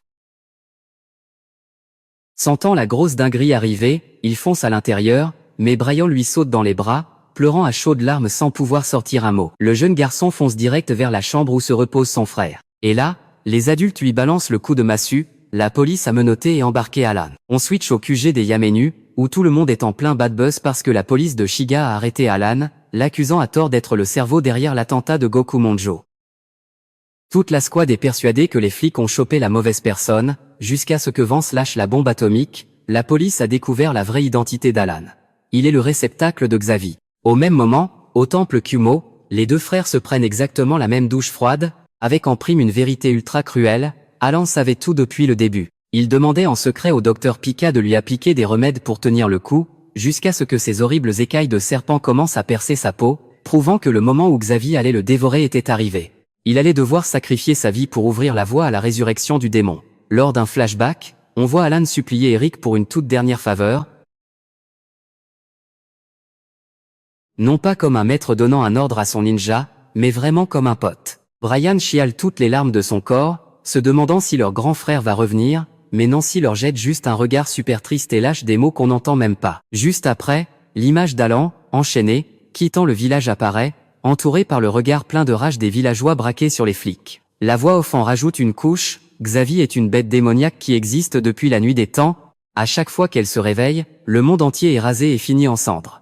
La scène se termine sur un panneau d'affichage glaçant, le chef du temple Kumo est condamné à la pendaison. Rendu fou de rage, Maru harcèle de questions ceux qui sont restés, pourquoi son grand frère doit-il porter ce fardeau injuste? La gorge nouée, ils expliquent qu'en tant que réceptacle de Xavi, le gouvernement s'en est mêlé, et que son devoir est de protéger l'humanité de l'extinction, ce qui veut dire qu'il doit y laisser sa peau. Le jeune garçon s'effondre, hurlant pour savoir ce qu'est bordel ce monstre de Xavi pour exiger un prix aussi exorbitant que la vie de son frère. Cette fois, Nancy décide de déballer la vérité toute crue. Du côté du quartier général des Yamainu, Mina est complètement anéantie, noyée dans le chagrin face à cette condamnation à mort totalement injuste. Elle décide de demander l'autorisation au commandant pour aller voir le chef de la famille Kumo, mais découvre que Vance a disparu des radars. Nancy reprend son récit, balançant aux deux frères Kumo qu'il y a 600 ans, quelqu'un avait déjà risqué sa vie pour vaincre Xavi. C'était l'un de leurs propres ancêtres, le tout premier chef du clan Kumo, Rohan. Elle explique qu'à l'époque, là où se trouve aujourd'hui la prison de Gokumonjo, se dressait un arbre gigantesque en plein milieu du lac Biwa. C'est pile à cet endroit que Xavi avait été gravement blessé, et il a lancé sur les générations futures une malédiction pleine de souffrances et de catastrophes. Depuis ce jour, le ciel est toujours couvert de nuages sombres, annonçant le malheur qu'ils doivent supporter. Selon la légende, tous les 300 ans, Xavi se réincarne dans le corps d'un réceptacle mortel, pour semer la destruction sur la terre et les mers. C'est pour ça qu'il doit être scellé et détruit dès son apparition. Le scénario nous plonge dans les souvenirs de Nancy.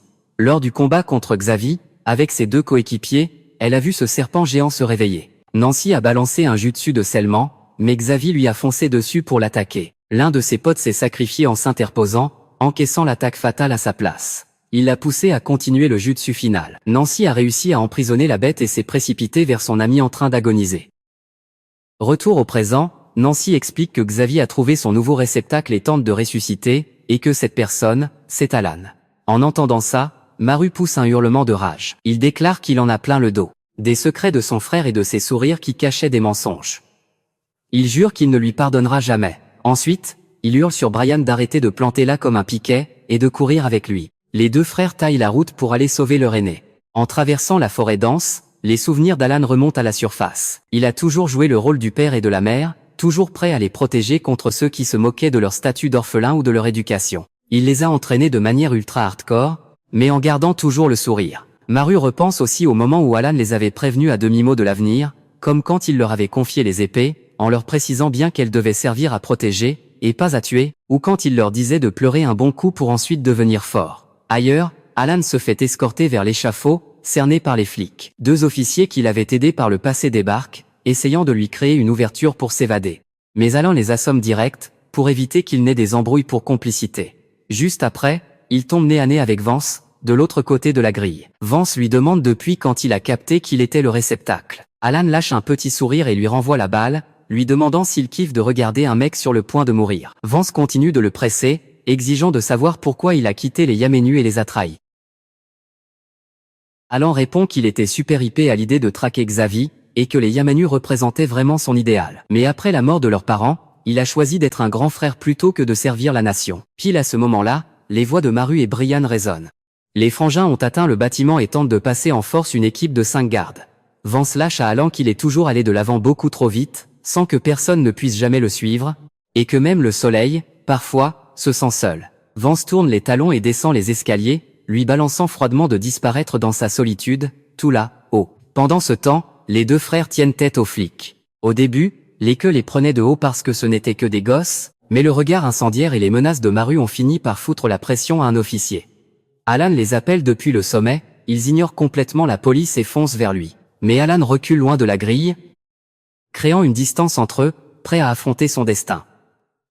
Les deux frères s'agrippent au barreau, ils hurlent, ils le supplient de rester. La police leur tombe dessus pour les maîtriser, mais les frères Kumo annoncent la couleur, si leur grand frère meurt, ils crèvent avec lui. Et là, gros banger, Alan brise ses chaînes comme si de rien n'était, enlace ses frères à travers la grille et leur interdit formellement de dire des trucs pareils, même pour rire. Ils doivent vivre très longtemps et vivre pour lui aussi. Soudain, derrière les deux frères, une foule immense apparaît en hurlant. C'est le village tout entier, révolté par cette exécution. Ils refusent de croire qu'Alan est le poseur de bombes dont le gouvernement parle. Juste derrière les garçons, il y a Eric et Nancy, qui les réconfortent et disent à Alan que tout le monde l'aime. Le chef du clan lâche un sourire face à cette scène. Il se dit intérieurement que même s'il est né dans cette ville maudite par Xavi, il est grave fier d'y avoir grandi et de faire partie du clan Kumo, car c'est là qu'il a trouvé le bonheur avec eux. Alan ouvre un éventail en papier, affichant son plus grand et beau sourire, pour saluer tous ceux qui sont venus pour lui. Il leur dit qu'il doit aller régler un problème qu'il fuyait depuis trop longtemps, et leur dit de ne pas s'inquiéter. Il ébouriffe les cheveux de ses petits frères, leur rappelant qu'ils ont été sa plus grande joie pendant tout ce temps, et que c'est grâce à eux qu'il a pu faire tout ce qu'il voulait. Il leur fait ses adieux en leur disant qu'il les aime de tout son cœur. Au milieu des pleurs et des cris déchirants de ses deux frères coincés derrière la grille, Alan lâche un sourire éclatant et leur demande de sourire avec lui. Finalement, il monte sur l'échafaud. Un sac en toile est placé sur sa tête, et le soleil disparaît totalement, avalé par ce monde dominé par les nuages sombres. Quelque temps plus tard, un mec dépose des documents au ministère de la Justice. C'est Tachi, l'un des gars du flashback de Nancy, celui qui s'était fait attaquer par Xavi. Il annonce aux hommes en costard que le chaos lié à l'affaire d'Alan commence enfin à se calmer. Quand il s'en va, les deux hommes papotent et révèlent que ce gars est un jeune qui a rejoint la milice lors de la rébellion, et qu'il est né avec un bras en moins. Ils ont aussi parlé de ses rêves bizarres, des visions d'une meuf qu'ils n'avaient jamais vue. Et là, flashback. L'anime nous plonge 600 ans en arrière, dans la région d'Omi. Un endroit super dark, englouti par le brouillard, totalement dominé par la magie et des esprits vengeurs. C'est là qu'on retrouve Nancy, en pleine course-poursuite, traquée par des épéistes. Alors qu'elle est cernée, bam. Tachi débarque de nulle part, explose les assaillants, et lâche la plus grosse dinguerie, il la demande en mariage direct. Il lui balance qu'il a eu le coup de foudre, laissant tout le monde sur le cul. Les cadavres des ennemis partent en fumée, et Nancy pète un câble parce qu'elle a perdu la trace de Xavi. Nos deux héros filent ensuite au temple du clan Kumo. Sur place, un certain Kai remercie Tachi d'avoir sauvé Nancy. Mais attention, à l'époque, Rohan n'était encore qu'un gamin. Et le petit Rohan refuse catégoriquement de confier Nancy à un inconnu. Tachi se présente alors comme un membre du clan Ab, une famille d'Onryuji ultra badass. Même s'il est incapable d'utiliser la moindre magie, Tachi s'en fout royalement de Xavi, et il le fait bien savoir. Par contre, si Nancy lui demande quoi que ce soit, il est prêt à tout pour elle. Rohan, méfiant, tire Nancy loin de ce mec bizarre. Plus tard, pendant le dîner, le chef du clan envoie Nancy chercher du saké. Une fois seul, Tachi demande à Rohan qui étaient ces types qui en voulaient à la fille. Rohan lui explique que ce sont des fanatiques qui cherchent à ressusciter Xavi.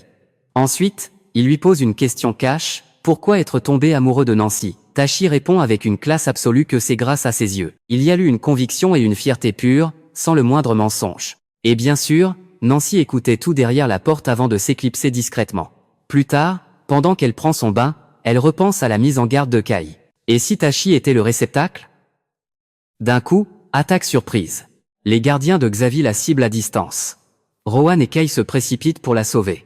Pendant ce temps, juste à côté, Tachi tombe nez à nez avec Tony, un nécromancien du clan Ashiya, allié à Xavi. Ce mec contrôle des cadavres, une vraie dinguerie. Mais avant même que Tony puisse bouger, Nancy balance un sort de malade et wipe la moitié des ennemis. Elle crie à Tachi que son épée ne servira à rien ici. Mais Tachi s'en fout. Il est déterminé à la protéger, quitte à servir de bouclier humain. Rohan rentre dans la danse pour se faire Tony, pendant que Tachi retient Nancy. Là, elle le repousse violemment et lâche une énorme bombe, elle n'est qu'un familier, un pur esprit créé par son père. Elle balance qu'elle n'est qu'un outil avec une mission, et que l'amour ou l'attachement, pour elle, ça n'a aucun putain de sens. Tachi, imperturbable, lui caresse doucement les cheveux. Il lui murmure que toutes ces conneries ne changeront rien à ce qu'il ressent. Il dépose un baiser sur sa mèche, la faisant rougir de fou, juste avant qu'elle ne panique et le plaque contre un arbre avec un sort. Elle se taille en courant, demandant à Kai de veiller sur Tachi pendant qu'elle part au front. Kai explique alors à Tachi que Nancy n'est pas un esprit comme les autres, elle a été invoquée par de puissants mages. Et surtout, elle est la seule à pouvoir sceller Xavi avec son rituel. C'est pour ça que le clan Kumo la surprotège. Kai lâche un coup de pression à Tachi en lui disant qu'il n'a rien à foutre ici. Mais Tachi balaye ça d'un revers de main. Il déclare haut et fort qu'il a enfin trouvé la fille à qui il a donné son cœur depuis une autre vie. Et boum, transition. Un flash de mémoire nous montre les entraînements spartiates que Tachi a dû subir. durant son enfance ultra traumatisante. Puis on revoit ce moment magique, la première fois où Nancy l'a regardé avec une douceur et une gentillesse infinie. Retour au présent. Rowan et Nancy sont encerclés, Tony bat en retraite, laissant ses zombies tomber en poussière. Nancy libère Tashi de ses liens. Le mec se jette sur elle pour la serrer dans ses bras, trop soulagé. Ça saoule un peu Rowan, mais Kay lui dit de les laisser tranquilles. Aimer quelqu'un comme Nancy, c'est éphémère, mais c'est le genre de love qui peut rendre totalement ouf. Plus tard, Tashi et Nancy admirent le paysage brumeux d'Omi. Elle lâche, nostalgique, qu'elle aimerait voir la lumière du soleil juste une fois avant de mourir. Tashi lui répond du tac au tac, si elle meurt, il crèvera avec elle, parce qu'il ne lui reste plus beaucoup de temps non plus. Maru interrompt tout, demandant s'il le soupçonnait d'être le réceptacle.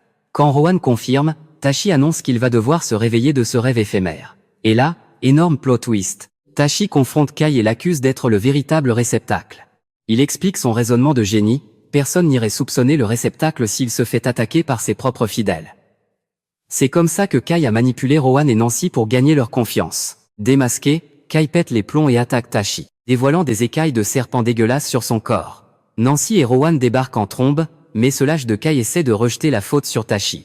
Sauf que Nancy ne tombe pas dans le panneau. Elle affirme que Tashi ne lui mentirait jamais, et capte direct que Kay est le vrai monstre. Le corps de Kay se recouvre entièrement d'écailles. Et là, c'est la masterclass apocalyptique. Xavi s'éveille enfin, un rayon de lumière frappe la ville et le monstre géant commence à tout ravager sur son passage. Le temple s'effondre, et Tashi hurle à Nancy de dresser une barrière magique. Rowan s'empare des épées ancestrales. Juste avant qu'il ne se fasse toucher, Tashi s'interpose, prend le coup à sa place et lui ordonne de servir de bouclier pour Nancy. Tashi lâche alors une révélation glaçante, il a toujours su qu'il n'avait été adopté que pour servir d'appât à Xavi. En larmes, Nancy lui demande comment il peut encore sourire. Il lui répond tout doucement, c'est grâce à toi.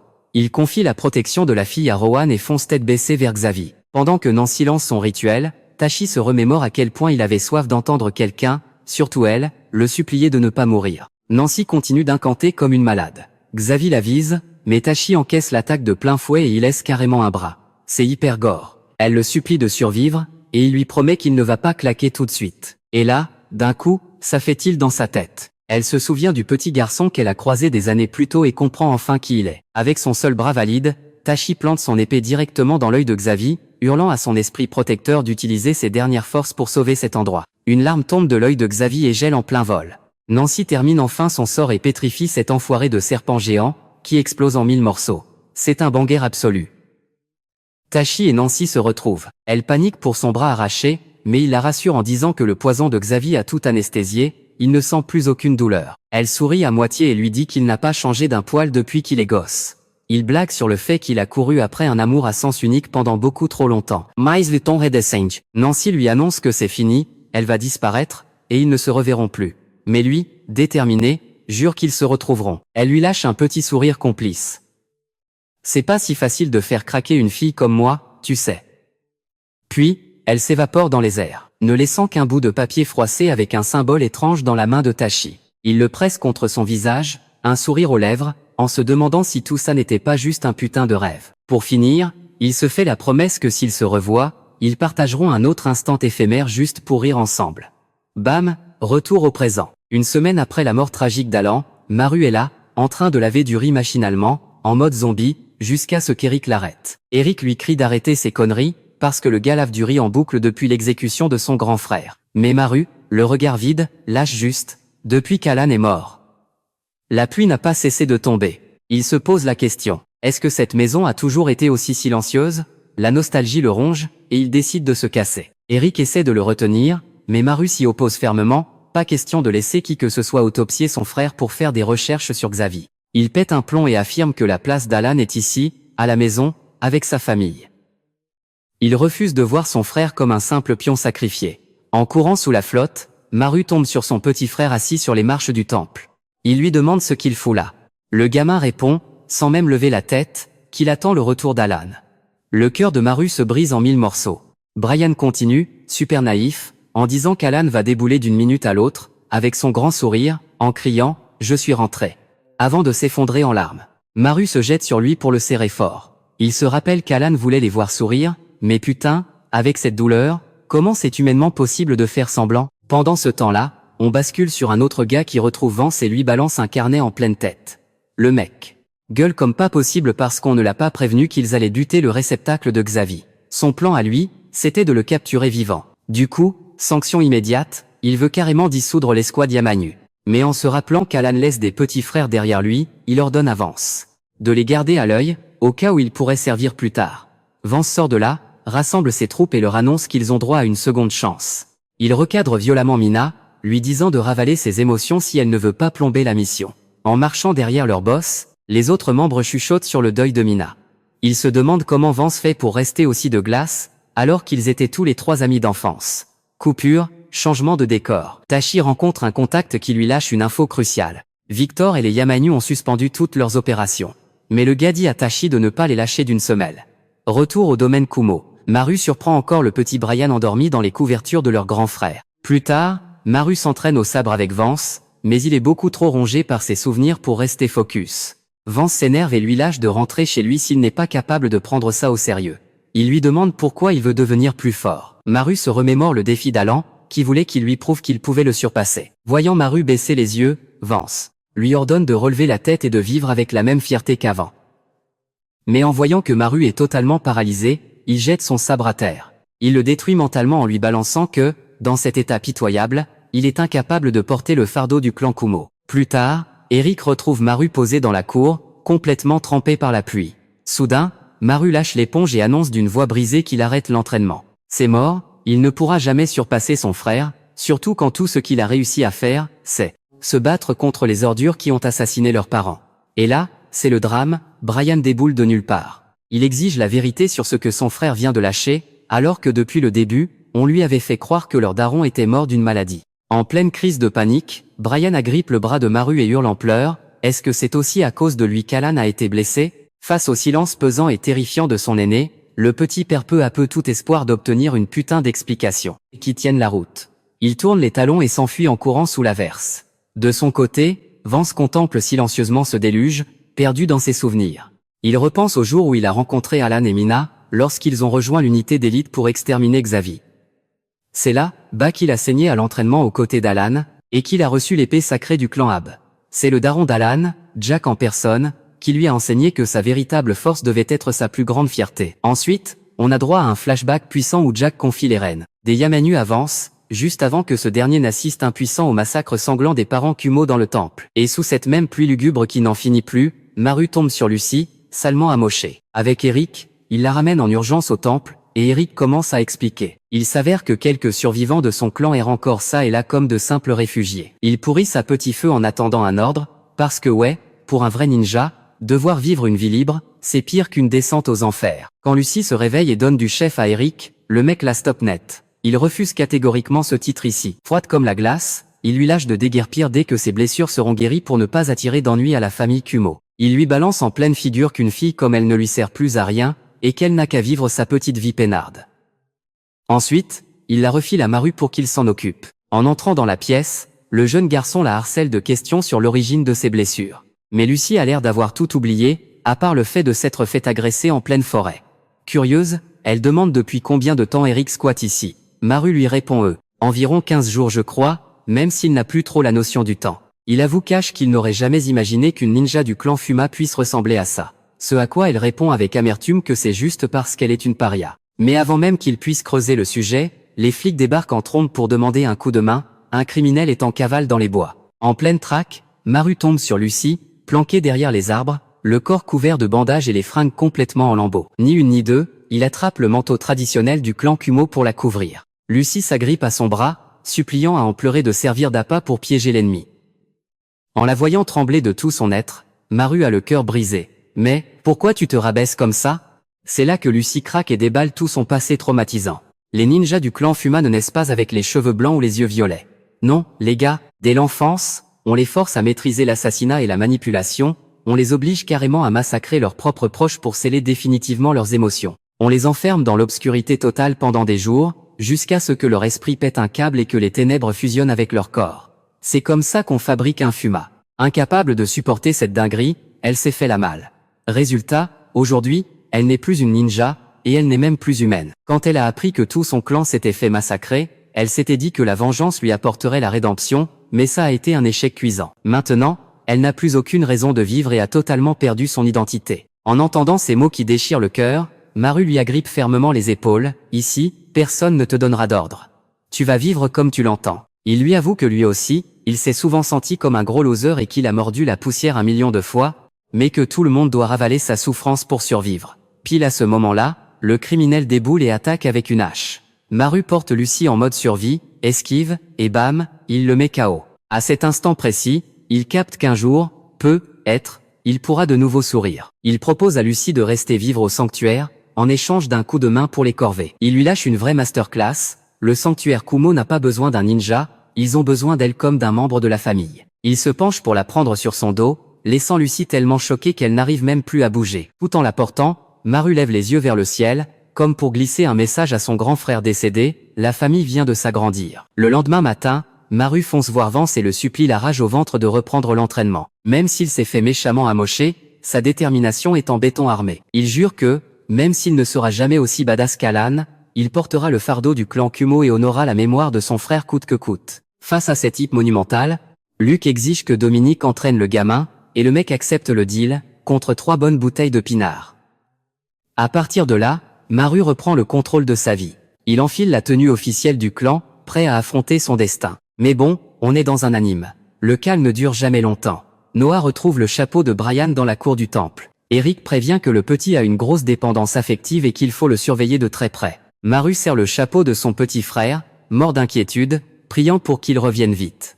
Pendant ce temps, Brian erre tout seul dans la forêt profonde et tombe nez à nez avec Ryan, le criminel de tout à l'heure. Le gamin tente de fuir, mais le gars l'attrape et le questionne sur la mort de son grand frère. Avec son innocence d'enfant, Brian répond que son frère joue juste à cache-cache, et qu'il est en train de le chercher. C'est là que Ryan, cette ordure, lui lâche la vérité crue, Alan a été exécuté parce qu'il était le réceptacle de Xavi. La terreur et une douleur insoutenable ravagent l'esprit de Brian quand l'enflure lui explique que ce sont les dirigeants de ce pays qui ont massacré son grand frère pour éliminer le démon. Le gamin s'effondre totalement en encaissant ce plot twist macabre. De retour au QG des Yamenu, les membres se demandent pourquoi le ciel reste couvert de nuages sombres, alors qu'Alan a été décapité il y a 2 semaines. Vance leur lâche une bombe avec un calme olympien, c'est simple, Alan n'était pas le véritable réceptacle de Xavi. Il est persuadé que la police de la préfecture de Shiga cache un lourd secret. On retourne sur Brian, qui hurle de désespoir. Ryan lui monte le crâne en lui disant qu'Alan n'avait rien fait de mal, et lui demande « Tu ne es pas ceux qui l'ont tué ?» Poussé à bout par la douleur, Brian choisit la voie sanglante de la vengeance. Un peu plus tard, les flics informent Maru qu'ils ont repéré Ryan avec Brian. Maru veut foncer sauver son frère, mais Eric le bloque net, lui rappelant qu'il est désormais le boss du sanctuaire et qu'il a des responsabilités. La mort dans l'âme, Maru n'a d'autre choix que de confier la mission à Eric pour ramener son frère. Dans une autre scène, Vance va à la rencontre de Lucas, le descendant du légendaire Omyoji de la famille Ashiya. Il lui ordonne d'invoquer un esprit pour enquêter sur les dingueries qui se passent à la prison de Gokumonjo. De l'évasion de Ryan jusqu'au sombre secret autour de l'opium. Vance exige qu'il invoque le seul esprit capable de sceller Xavi pour mettre un putain de point final à ce cauchemar. Même si les esprits le mettent en garde contre le danger extrême de la manœuvre, Lucas est déterminé à exécuter les ordres du commandant. En même temps, à la prison de Gokumonjo, l'homme au masque de renard reçoit l'info que Ryan a réussi son évasion et attend les prochaines directives. Au beau milieu de la forêt, alors que Maru cherche son petit frère, Luke surgit de nulle part et l'attaque. Il pète un câble, lui reprochant de ne penser qu'à Lucie pendant que lui crève de solitude. Ça part en clash total et en course-poursuite à travers les bois. Pendant ce temps, Dominique déniche un manoir mystérieux caché dans la montagne. À l'intérieur, Tachi discute avec un autre type. Il parle du fait qu'il faut absolument cacher le fait qu'Alan n'était qu'un Xavi artificiel. En entendant ce secret de fou, Dominique s'apprête à filer pour faire son rapport au boss, mais bam. Une créature monstrueuse aux yeux rouges s'en l'attaque et le blesse mortellement. La bête fonce ensuite tout droit vers le sanctuaire des Kumo. De son côté, Maru se réveille en sursaut, en sueur après un cauchemar traumatisant. Il réalise avec une horreur absolue qu'il est en train d'étrangler Lucie, la clouant violemment au sol. Pris de panique, Maru bafouille des excuses.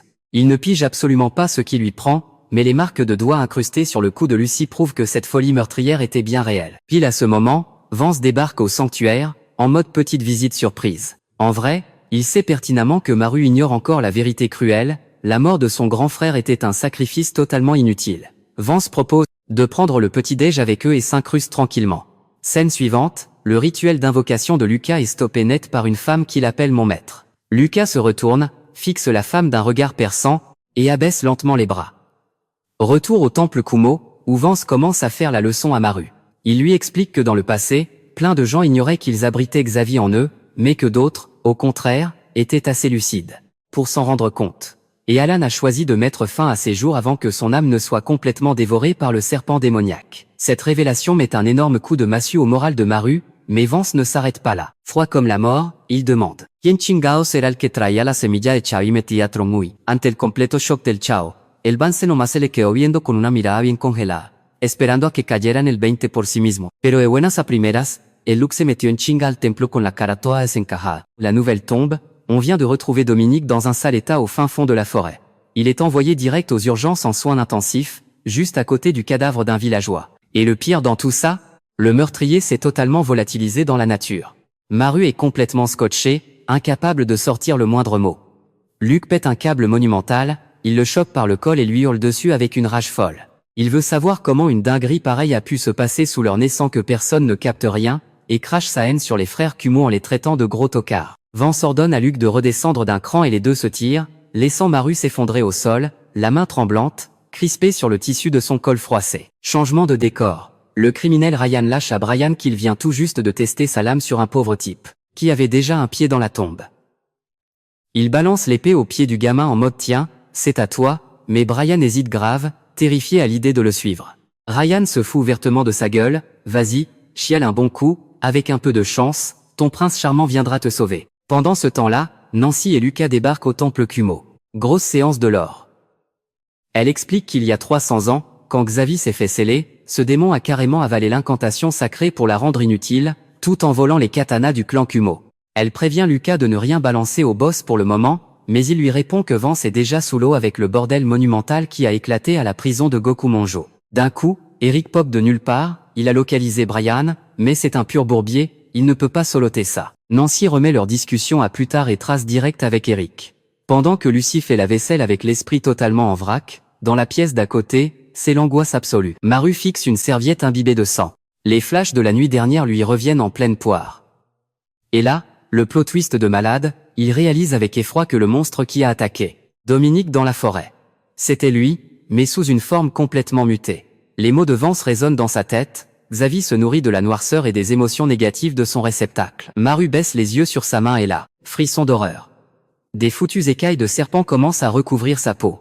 Au beau milieu de la forêt, Nancy et Eric rushent la zone pour retrouver Brian. Et là, elle lâche une véritable bombe, les katanas dévorés par Xavi à l'époque ont été récupérés et reforgés ensemble. Le résultat, une vraie masterclass. Ça a créé des armes gorgées d'énergie spirituelle, capables de trancher et de séparer directement les âmes. Séparer Xavi de son réceptacle. En entendant ça, Eric marque une pause et avoue qu'il l'avait sous-estimé.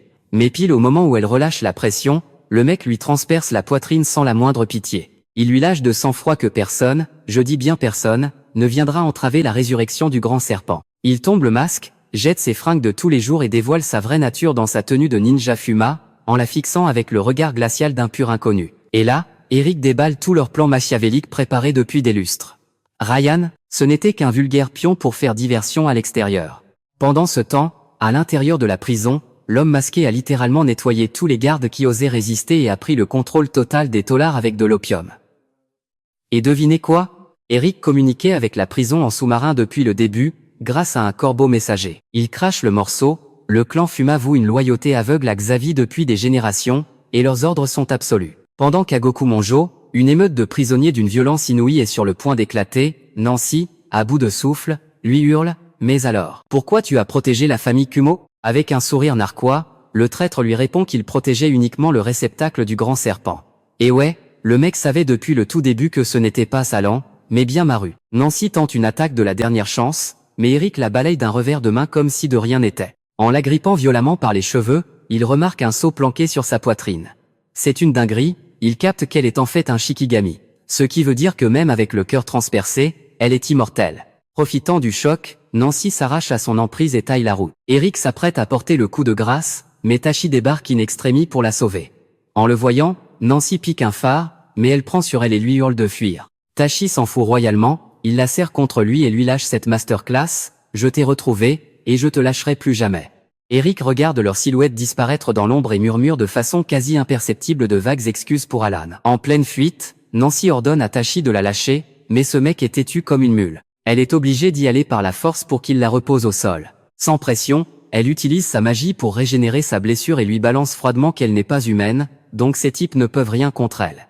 Et là, c'est le show. Les clones d'Eric lui foncent dessus, mais Nancy les vaporise avec sa magie. Elle se tourne vers Tashi et lui avoue d'une voix brisée qu'elle est un monstre terrifiant. Mais ce Chad absolu la regarde avec une sincérité désarmante et lui répond qu'elle est magnifique. Nancy, hyper gênée, cache son visage. Tashi, lui, veut des réponses. Qui est-elle vraiment, et pourquoi elle hante ses rêves toutes les nuits? Incapable de se retenir, Nancy se jette dans ses bras, le cœur en miettes en comprenant que Tashi a effacé ses propres souvenirs. Ses foutus souvenirs maudits, juste pour la chercher dans son subconscient pendant tout ce temps.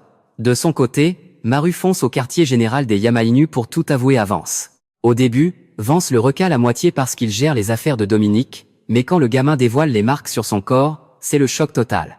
Maru lui avoue, terrifié, qu'il a de gros trous de mémoire et qu'il se réveille avec des fringues couvertes de sang. Avec un sourire qui fend le cœur, il supplie Vance de lui couper la tête, parce que c'est lui, le putain de réceptacle. Le pauvre a même essayé de se suicider avec l'épée de sa propre famille, mais son corps s'est défendu tout seul. Ce démon de Xavier ne laissera jamais son hôte crever aussi facilement. Vance, fou de rage, dégaine sa lame, la pointe entre les deux yeux du gamin et lui hurle « C'est vraiment ce que tu veux, mourir ?» Mais en plongeant son regard dans les yeux désespérés du jeune garçon, il finit par rengainer son sabre. Il lui tourne le dos et lui lâche, la voix pleine de respect, que Maru a été incroyablement fort d'encaisser la mort de son grand frère, et de porter le fardeau de la famille Kumo avec un faux sourire pour masquer sa souffrance. Maru craque et avoue qu'il n'avait pas le droit de faiblir. Il refusait d'être un boulet pour Eric et il devait protéger son petit frère. Alors là, Vance arrache un rideau d'un coup sec, l'enroule autour des épaules de Maru, et lui balance cette phrase qui donne des frissons, « Pleurer, ce n'est pas être faible, gamin ». Il le pousse à s'accrocher à ses souvenirs les plus intimes, à lâcher toutes ses larmes pour en ressortir plus fort. Et là, c'est la cascade. Maru explose en sanglots en repensant à Alan, ce grand frère qui était toujours là pour faire bouclier. Mais l'instant d'émotion est coupé net par Luke, qui déboule en trombe, ils sont complètement encerclés par les ninjas du clan Fuma. Vance passe instantanément en mode combat et hurle à Luke de protéger Maru au péril de sa vie. À l'extérieur, c'est un pur carnage, l'affrontement entre les Yamanu et le clan Fuma est d'une violence extrême. Pendant ce temps, au sanctuaire Kumo, la pire nouvelle tombe pour Nancy, absolument tous les prisonniers de Gokumonjo se sont fait la malle. Dans une autre pièce, un ninja Fuma s'infiltre par la fenêtre. Un mec que Maru et Luke prennent direct pour Eric. Il s'approche avec une facilité déconcertante et met Luke au tapis sans forcer. Et là, énorme plot twist, il révèle qu'il est en fait le frère jumeau d'Eric, même si c'est bien Eric, le boss, qui a massacré les parents de la famille Kumo, tout le monde les confond constamment. Soudain, le vrai Eric débarque et hurle de ne surtout pas toucher à Maru, sous peine de perturber le grand Xavier qui sommeille en lui. Les deux ninjas se mettent à genoux, prosternés devant leur nouveau maître. Maru est figé d'horreur. Le mec qui veillait sur lui depuis toujours vient de se transformer en son pire cauchemar. Avec un cynisme écœurant, Eric balance que la mort d'Alain était en fait une putain d'aubaine, et que lui et ses frères n'étaient que de dociles marionnettes. Maru s'effondre, en larmes, retenu par les bras de la pire des crevures. Pendant ce temps, les Yamenu lâchent tout ce qu'ils ont à l'extérieur, décimant les ninjas Fuma à la chaîne. Mais en plein chaos, l'un d'eux lâche un rictus super glauque. Il lâche un long sifflement, et d'un coup, toute la horde de ninjas se fond dans l'obscurité pour battre en retraite. Luke réapparaît, le visage livide, et lâche la bombe, le clan Fuma a kidnappé notre protagoniste. Branle-bas de combat, tout le monde se rassemble en urgence dans la pièce. C'est là que Vance crache le morceau à l'équipe, le gamin est bel et bien le réceptacle de Xavier. Il ordonne la traque immédiate, c'est parti pour la chasse. Ailleurs, Lucas annonce la couleur à Nancy, le clan Fuma s'est barré avec Maru. En embarquant au passage les épées sacrées de la famille Kumo. Il lui explique qu'il doit retourner Fissa au quartier général, parce que la situation va dégénérer sévère, laissant Nancy complètement perdue dans ses pensées. En ville, l'ambiance devient morbide. Les villageois s'amassent, les yeux rivés sur un ciel qui vire au noir d'encre. Un présage tellement sombre que ça donne la chair de poule. Le jeune Brian harcèle Ryan de questions, pourquoi le ciel pète un plomb comme ça? Et pourquoi ils ne sont toujours pas en route pour Kyoto pour étancher leur soif de vengeance? Ryan fait le mec qui s'en tape, mais le gamin pète un câble et lui hurle, la voix brisée, que si lui aussi avait une famille, il comprendrait la douleur qui le ronge. Boum, flashback sur l'enfance traumatisante de Ryan, rejeté comme un pestiféré, marginalisé par tout le monde juste à cause de son apparence. Avec un ton glacial, il recadre Brian direct, en lui disant qu'il n'a jamais su ce que le mot famille voulait dire. Pour lui, la vie, c'est être seul contre tous, un point c'est tout. Un peu plus tard, on retrouve Eric en train d'inspecter scrupuleusement les katanas de la famille Kumo, quand son frère approche par derrière. Il lance alors une question piquante à son aîné, après 15 piges infiltrées chez eux, est-ce qu'il a fini par s'attacher à cette famille, même un tout petit peu? Eric nie en bloc, froid comme la mort. Pour lui, ces épées n'ont qu'une seule putain d'utilité, extraire Xavi de son hôte. Et c'est là que la vraie face sombre de l'histoire du clan Fuma éclate au grand jour. Le plan initial des deux frères, c'était de passer 10 ans à noyauter la prison de Gokumonjo pour lever une armée, tout en s'infiltrant chez les Kumo pour choper des infos. Et attention, ce sont des malades, ils ont purgé leur propre clan en liquidant tous les Fuma qui osaient s'opposer au retour du grand serpent. Pour couronner le tout, ils ont fait circuler la rumeur que la tribu entière avait été rayée de la carte. Mais Fumé Jack, c'était une autre paire de manches, parce que ce gars en savait beaucoup trop sur les liens occultes entre les Fuma et Xavi. Une dinguerie de flashback nous montre alors Eric avec son masque de renard, juste après avoir froidement abattu les parents de notre héros. Mais c'est ironiquement ce bain de sang qui lui a ouvert les portes de la maison Kumo, le faisant passer pour le sauveur et le confident parfait. L'espace d'une seconde, Eric a un flash de nostalgie. Il se rappelle la chaleur humaine d'Alan, les bons moments passés au sanctuaire où il l'avait accueilli comme un membre de la famille à part entière. Mais le ninja écrase ses émotions et jette sans la moindre hésitation le bijou qu'Alan lui avait offert, un geste d'une brutalité folle, pour tirer un trait définitif sur son passé et son ancien nom. Pendant ce temps, Brian galère avec sa canne à pêche au bord de la rivière, fliqué par Ryan perché sur sa branche. Voyant le gosse faire chou blanc, Ryan le taille en pièces, balançant que s'il est aussi naze, c'est parce que ses grands frères l'ont trop couvé. Résultat, il n'est qu'un bon à rien.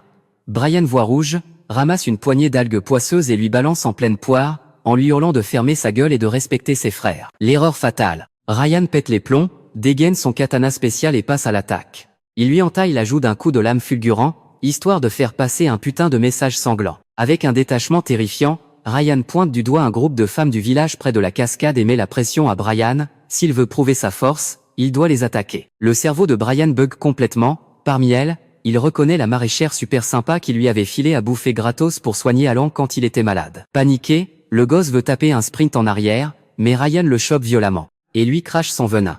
Un lâche incapable de tuer de sang-froid ne sera jamais foutu d'accomplir sa vendetta. Pile à ce moment précis, des bandits des montagnes débarquent de nulle part, l'écume aux lèvres, et prennent les femmes en otage, pour les traîner de force dans les bois. Et là, sorti tout droit de l'ombre, une silhouette mystérieuse en manteau surgit et one-shot tous les bandits en une fraction de seconde. Le boss ultime. Après avoir dit aux femmes de filer vite fait, Tachi pop de nulle part et engueule le mystérieux inconnu pour avoir encore attiré l'attention sur eux. Tachi pète une durite et lui explique que s'ils se barrent sans autorisation, ça va leur retomber dessus sévère. En entendant ça, l'homme abaisse doucement sa capuche. Et badaboum, méga révélation, le visage qui apparaît n'est autre que celui d'Alan. Masterclass. On retourne sur le clan ninja Fuma qui s'est rassemblé. Ils sont tous prosternés autour de Maru, dans une ambiance apocalyptique sous des nuages menaçants.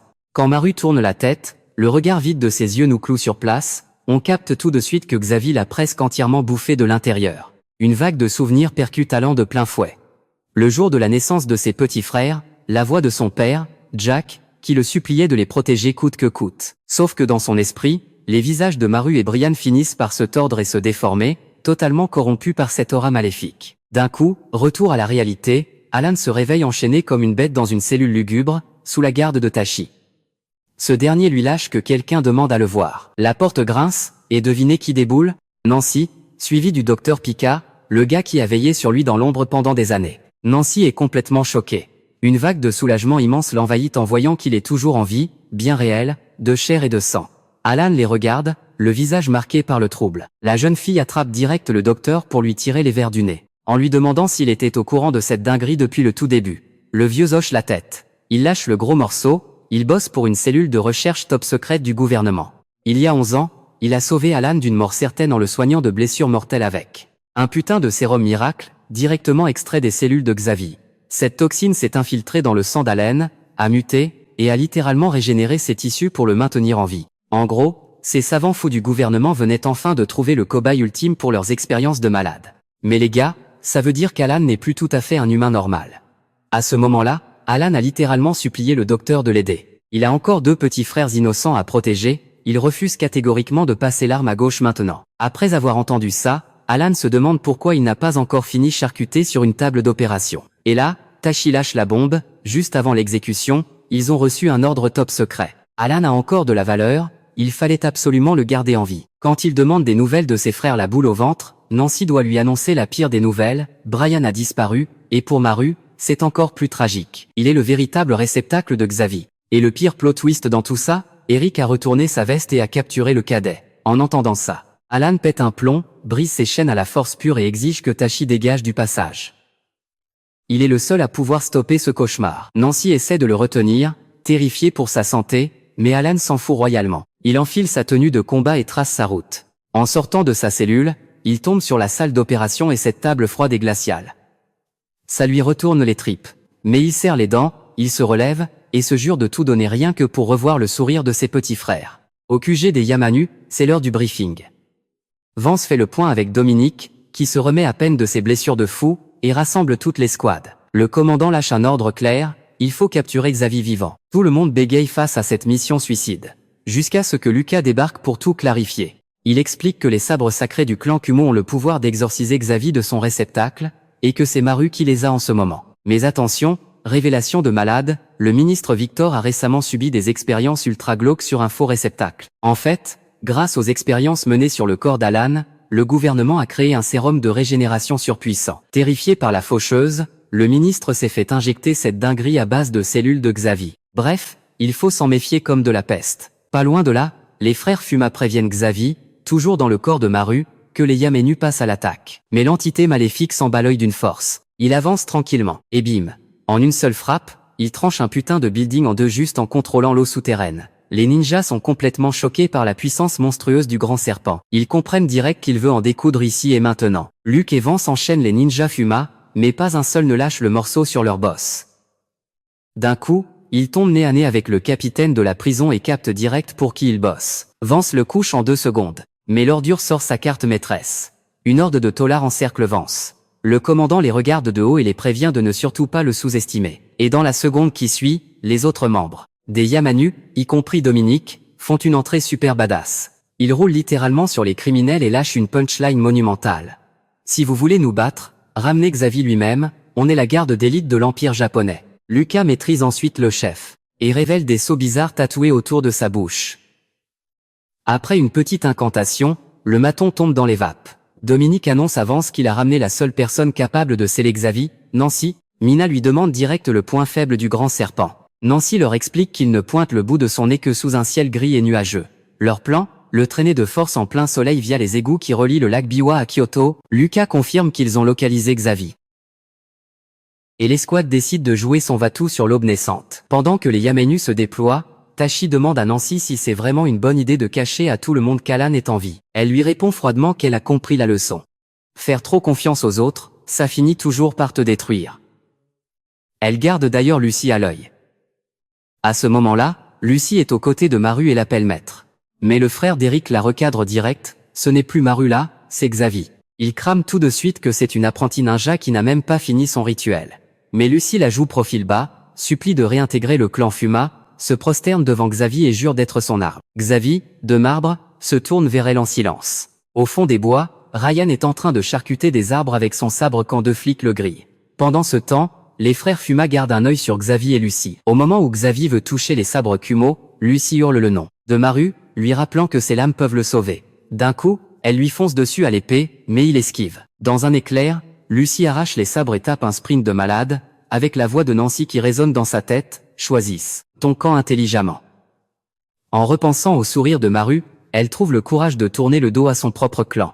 Elle veut revoir ce sourire à tout prix. Mais Xavi est déjà à ses trousses. Plus haut, Ryan brise l'arme d'un flic sans transpirer. Et Brian s'interpose direct pour les protéger. Ryan essaie de lui retourner le cerveau en appuyant là où ça fait mal, la mort de son grand frère. Mais Brian refuse de plier, pendant que les flics s'écroulent sous les coups de Ryan. Brian fond en larmes. Il se dit que c'est ok d'être faible, mais il prévient Ryan d'une voix tremblante, il ne perdra pas. Brian lui rentre dedans, le pousse dans un talus et cloue le criminel au sol. En pleurant, il lui lâche qu'il en a marre de la vengeance, et qu'il est même prêt à continuer de pécher avec lui s'il le veut. Il veut juste arrêter ce massacre. En voyant le gamin pleurer, Ryan se cache le visage et craque complètement. Il lui hurle de ne pas lui voler sa seule putain de raison de vivre, parce qu'à part ça, il n'a plus rien dans ce monde de merde. C'est là que Noah déboule de nulle part. Il prend une forme colossale et embarque Brian sur son dos. Ryan reste sur le cul, figé. Il réalise avec amertume qu'au final, il s'est encore fait jeter comme un malpropre, comme d'habitude. Noah trace sa route avec Brian jusqu'à pile et net devant Lucy, étalé KO sur le sol. Au moment où ils veulent l'aider, l'entité Xavi qui squatte Maru déboule. Ils pètent les plombs et leur balancent des troncs d'arbres gigantesques dans la gueule. Heureusement, les Yamenu débarquent in extremis pour les sauver. Lucie reprend connaissance juste à temps pour filer les sabres sacrés à Nancy. Elle attrape les armes, saute sur le dos de Noah avec brillant, et ils taillent la route avec Xavi collé à leur basque. Devant eux, l'escouade Yamanu se fait stopper net par un bataillon de Fuma, mené par le mec au masque de renard. En pleine fuite, Nancy regarde Brian dans les yeux et lui balance la vérité cruelle, ce monstre qui les traque, ce n'est plus son frère. C'est l'incarnation pure du grand serpent. Elle lui confie la mission de sa vie, amener les sabres à travers le tunnel pour piéger Xavi là où le soleil va frapper. Elle lui pose son chapeau culte sur la tête et ordonne à Noah de foncer. Pendant que Xavi pourchasse les frères Kumo, Nancy rejoint Lucie, mais Eric se pointe. Le mec a la rage et lui crache que trahir le clan Fuma est une erreur impardonnable. Brian de son côté donne tout ce qu'il a, jusqu'à se retrouver bloqué dans un cul-de-sac. Xavi bondit pour l'attaquer mais chope le fourreau Kumo par erreur. Les lames sacrées le rejettent violemment, le balancent en l'air et le blessent. Cette dinguerie rend le monstre complètement fou. Il commence à muter et à corrompre le corps de Maru de manière hardcore. Bam! Une attaque foudroyante frappe le sol, éjectant Brian du dos de Noah, et cette fois, Xavi chope les sabres sans broncher. Alors que Vance est en plein combat acharné contre le boss des Fuma, et que Nancy et Lucie font face à Eric. Xavi a cloué Brian au sol. Mais le petit dernier des Kumo est un vrai guerrier, il lâche rien. Il hurle avec une fierté de dingue qu'il ramènera son frère à la maison. Pile à ce moment-là, un pan de mur explose, la lumière du matin inonde la pièce, et une voix qu'on connaît trop bien résonne. Alan est là. Avec un sourire radieux, il annonce à ses frères qu'il est temps de rentrer. En captant l'agitation dans le tunnel, Luke et les Yamainu décident de retenir les Fuma à eux seuls, et confient la lourde tâche d'intercepter Xavi à Tachi. Luke est au commandant Vance.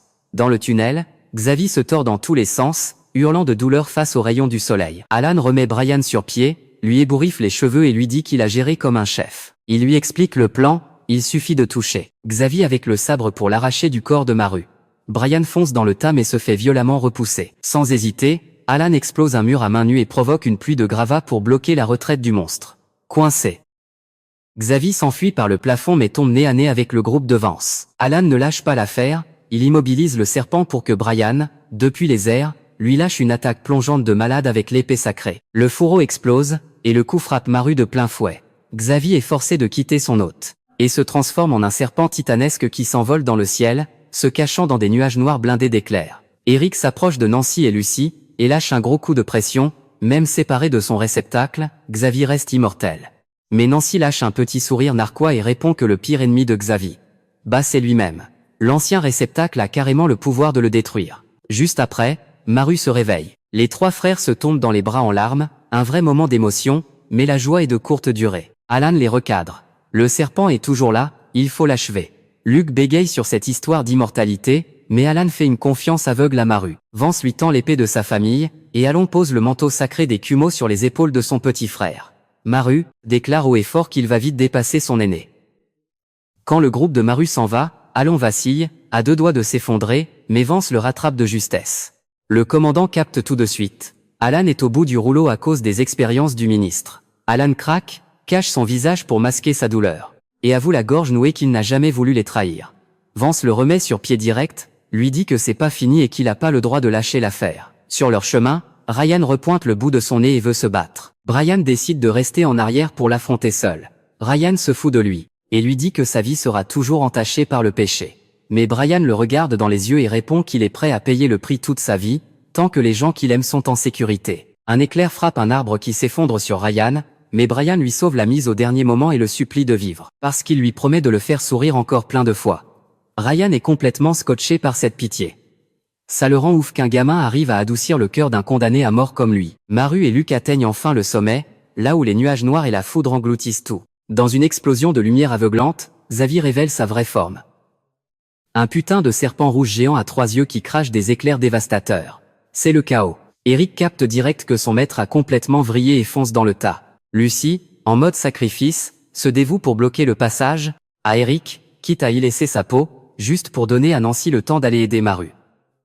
Mais Nancy, sûre d'elle, jure que tout le monde rentrera en vie, c'est une promesse. Et là, au beau milieu de l'attaque de Xavi, l'intervention inespérée, Tachi débarque de nulle part et sauve Nancy. Elle se jette direct dans ses bras, en larmes, totalement bouleversée de voir qu'il a enfin retrouvé ses souvenirs d'elle. La hype est totale. Pour le combat final, Eric sort un artefact chelou, une pierre mystérieuse pour faire diversion et déstabiliser Xavi. Et là, timing parfait. Brian déboule en chevauchant Noah pour sauver son grand frère et Luke in extremis.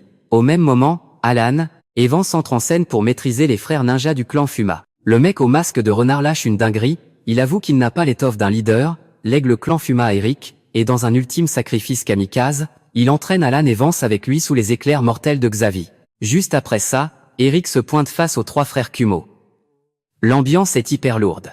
Il leur explique cash que Maru a complètement atteint ses limites, physiquement et mentalement, pile au moment où l'armée des Yamanu est sur le point de flancher face à la horde de ninjas. Et là, frisson garanti, les villageois se soulèvent en masse pour venir en aide. Ils veulent rendre l'appareil à la famille Kumo qui les protège depuis toujours. Reboostés à bloc par cette scène masterclass, Maru et Brian retournent direct dans la mêlée. Même avec les ninjas Fuma qui leur barrent la route, le soutien de l'ombre de Ryan leur permet de forcer le passage. C'est du génie. Vance, pourtant amoché de fou, nettoie le terrain pour laisser le champ libre à Luke. De son côté, Alan, en sang est obligé de s'appuyer sur son katana pour tenir debout, continue de se battre côte à côte avec Vance. Le respect est total. Du haut de son perchoir, il harangue la foule et appelle tout le monde à défendre les terres d'Omi. Porté par les cris de guerre hallucinants du peuple, Maru s'approche du serpent géant. Et là, le gros plot twist émotionnel, il réalise que la véritable terreur de ce monstre, c'est juste sa solitude absolue. Épaulé par Luke et Brian, le trio prépare l'attaque ultime. Au nom des fils de la famille Kumo et de l'escouade anti-serpent de l'Empire, ils s'élancent tous ensemble et transperçant de plein fouet l'œil central de la bête. Boum. Avec une puissance d'impact phénoménale, le grand serpent est littéralement fendu en deux.